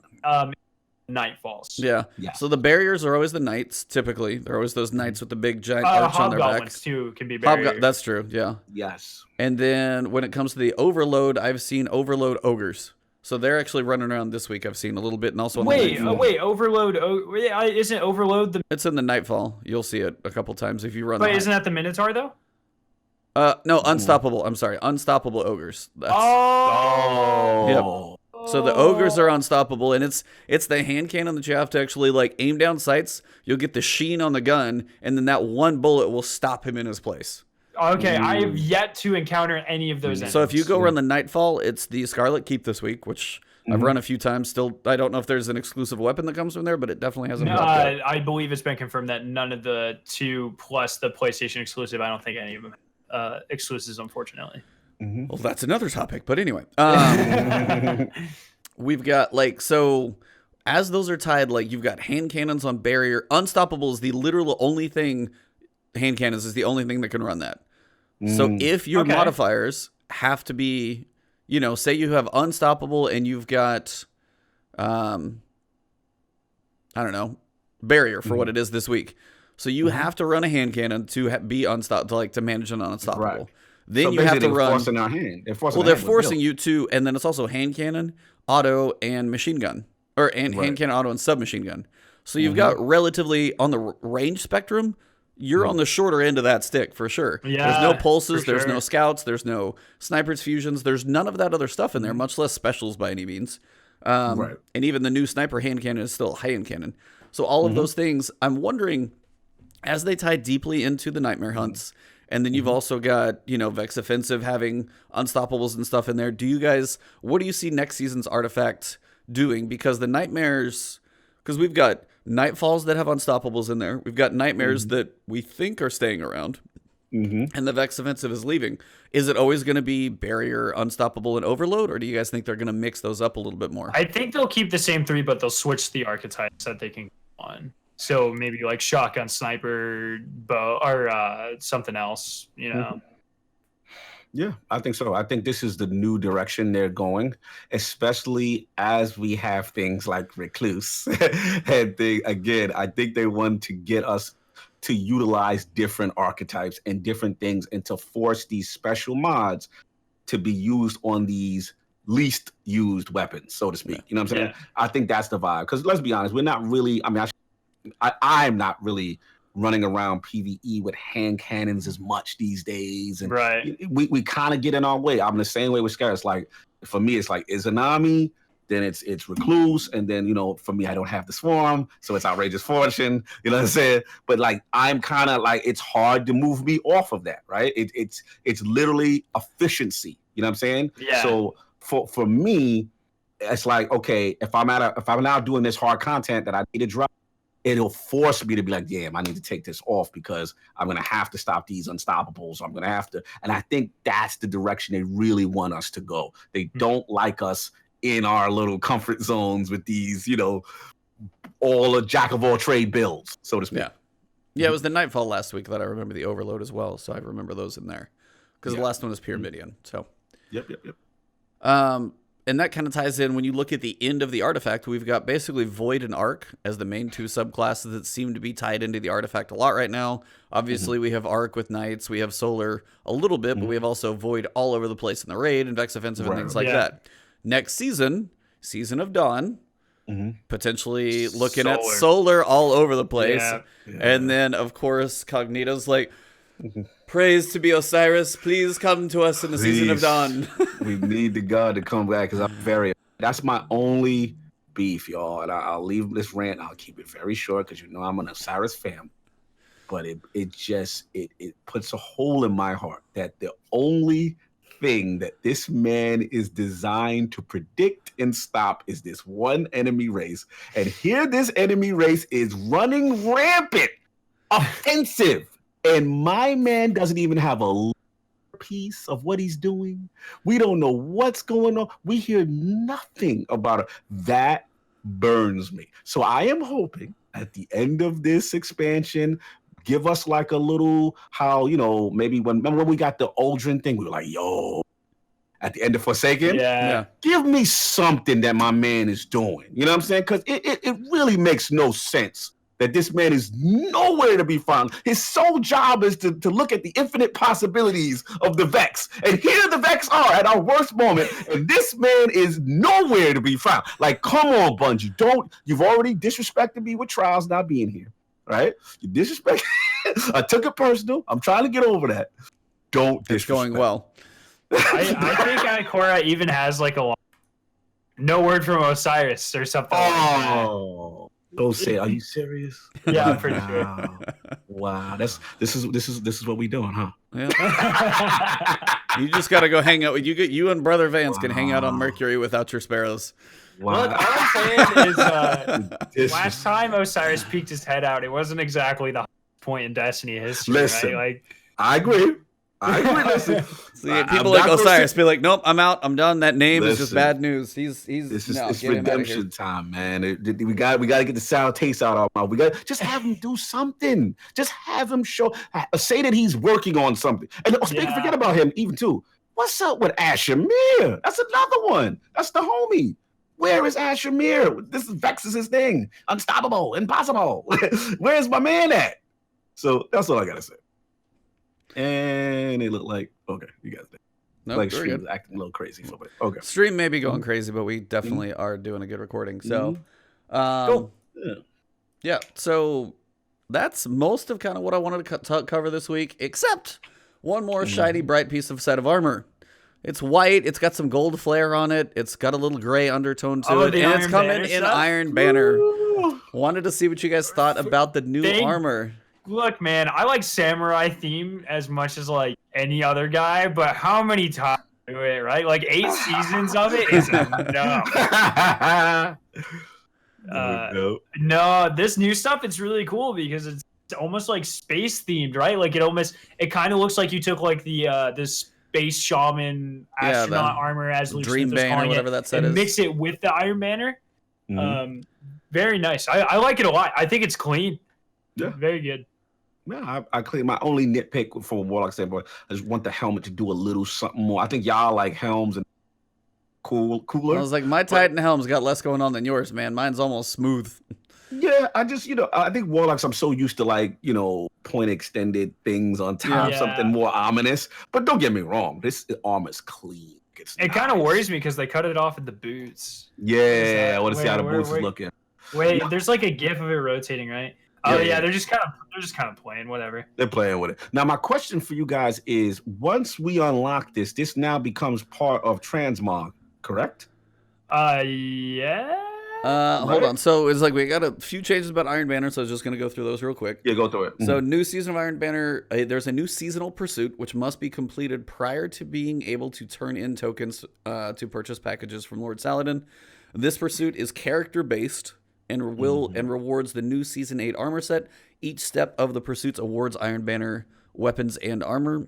Most of the objectives within the pursuit track progress at any point during the Season of Undying, even if you have not acquired the pursuit yet. So that's nice. See, that stuff should always be there. Like, especially when we start like, hey, the season, the Gambit grind or any of those things should just be like always tracking all the time, please.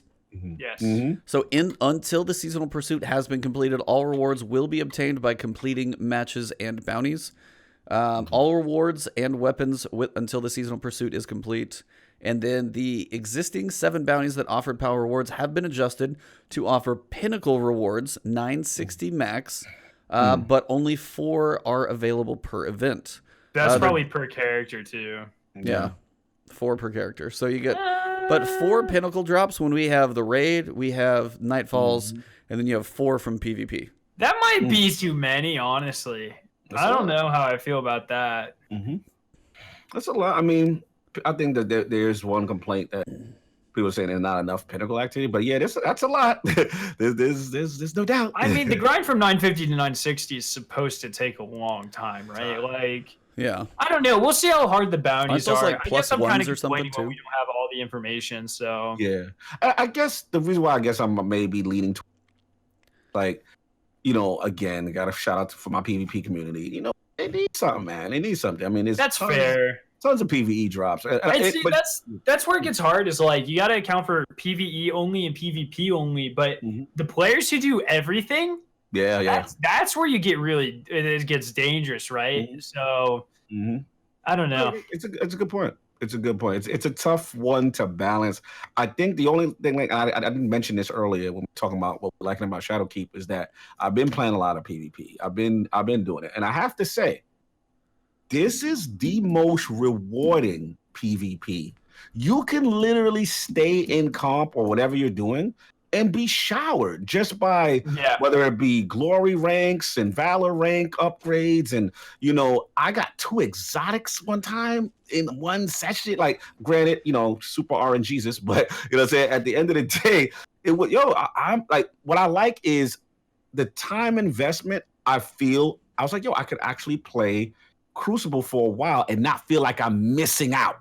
because that's the other thing. Like, I love PvP so much, but then it's like, yo, I need with these powerfuls. I need to be getting on my job, and I can't be staying in here too long. I literally went up like at least 5-10 levels in there one time. I'm like, yo, this is really rewarding. So shout out to that. We'll see how Banner comes out. It looks great. I want to see if the transmog thing, goes down. And yeah, man, I'm excited. Another resource. Yeah, I mean, I think I'm with Skarrow a little bit just because I feel like 4 might. I mean, it would be different if you were getting like pinnacles from trials, because there's skill in there. Like I get it. In these, I mean, the bounties you probably have to kill some people, but I don't think the skill equates quite the same. Like a 980 Nightfall or the raid or trials, even like just Iron Banner never has felt quite of that level. And then now you even have people who are probably going to have a bigger disparity in power. So some people are a little slower at 930 versus like the 952s. Like they're going to probably have a harder time of it too. So it's just, I don't know. I'll be interested to see if it makes a difference. I mean, if it's like 4 things that take you from like 950 and you're getting like 951s, then that thing's going to be next to impossible to grind out anyway. May not be that big of a deal, but it's just one of those things per character. It's like, there's going to be a lot of stuff to do in 1 week for 3 different characters. If you want to play Iron Banner, trying to get pinnacles, you got to go through the pursuit plus the bounties. Like that's a lot of crap just in PvP. It's a lot. Yeah. No, you're right. You're right, man. We shall see how it plays out. Yeah, that will be next week. So Control does have a thing. They said the heavy ammo spawning changes made to others will not be reflected in Iron Banner. That will be next time. Just they did want to clarify that one. They had an interview with the world's first raid team, by the way. Shout out to it was Clan Ascend, and they were doing it, but the number 2 team behind them, less than 3 minutes difference. Yeah. That is crazy. They've done that, and it was like, I think Data was like 5 minutes on the last one too, with Crown of Sorrow. It's like, how are they? It's like the fact that some of those are so close is still astounding to me. That raid races are coming down to 2 or 3 minutes when it's over the course of 6 hours, like fractions of time here. Insane. It's just kind of crazy. So, we are coming up on a pretty lengthy time because we had a bit of a late start, technical difficulties, and other things. But just want to respect your time, Skarrow. So we appreciate it. I know we all could probably talk about stuff for a while because we're all crazy deep into this thing for sure. You're like, dude, we can talk for like another 2 more hours. I got like, but in fairness to everybody, I wanted to work on wrapping this thing up. So man, let everybody know. Is there anything else you guys want to talk about before we kind of wrap this thing up, or are you guys in a pretty good shape to move it on? I think we covered everything, to be honest. Like, just everything new. I mean, I could talk about raids for days. So I'm probably a bad person to ask this to. No, that's why we got you on here. It's perfect time for it. Let you get a week's behind you. 4 clears as well, man. Holy crap, that's some work. Hey, flawless soon. We're working on it. Yeah, I'll be waiting to see that tweet, man. I want to see it out there. Don't forget, hit a brother up, get me your backpack. You know what I'm saying? A brother would like a jacket. I'll check with the boys. I'm not sure how many people are playing this weekend, but we can probably get something going. Bro, you tell me what spot to stand in. I'll put down the best riff you ever see. You tell me where to be at, bro. I want to get down. I need my jacket. Sounds good, man. No doubt. But yeah, go look this man up, Skarrow9 on YouTube. He streams, he makes awesome content.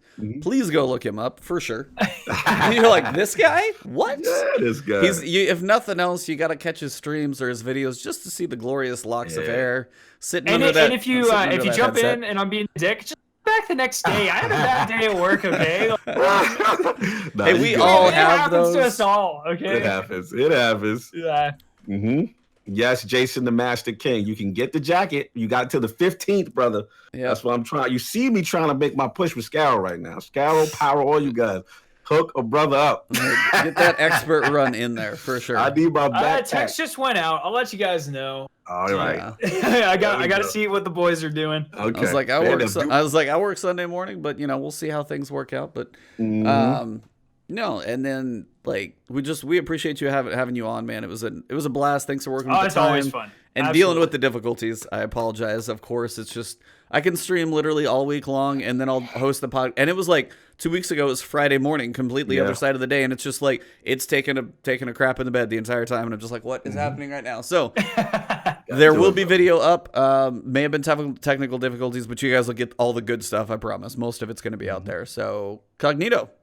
Yo. What about you? What does your weekend hold since we're a little closer to it for you? Yeah, man, gonna try getting that raid. You know what I'm saying? And see who's got a spot for the kid. And other than that, definitely gonna be playing some more. Yeah, Vex Offensive leveling up. And then you already know Iron Lord podcast every Sunday, 11 a.m. during football season. So no guests, just the Lords. Classic throwback. You know what I'm saying?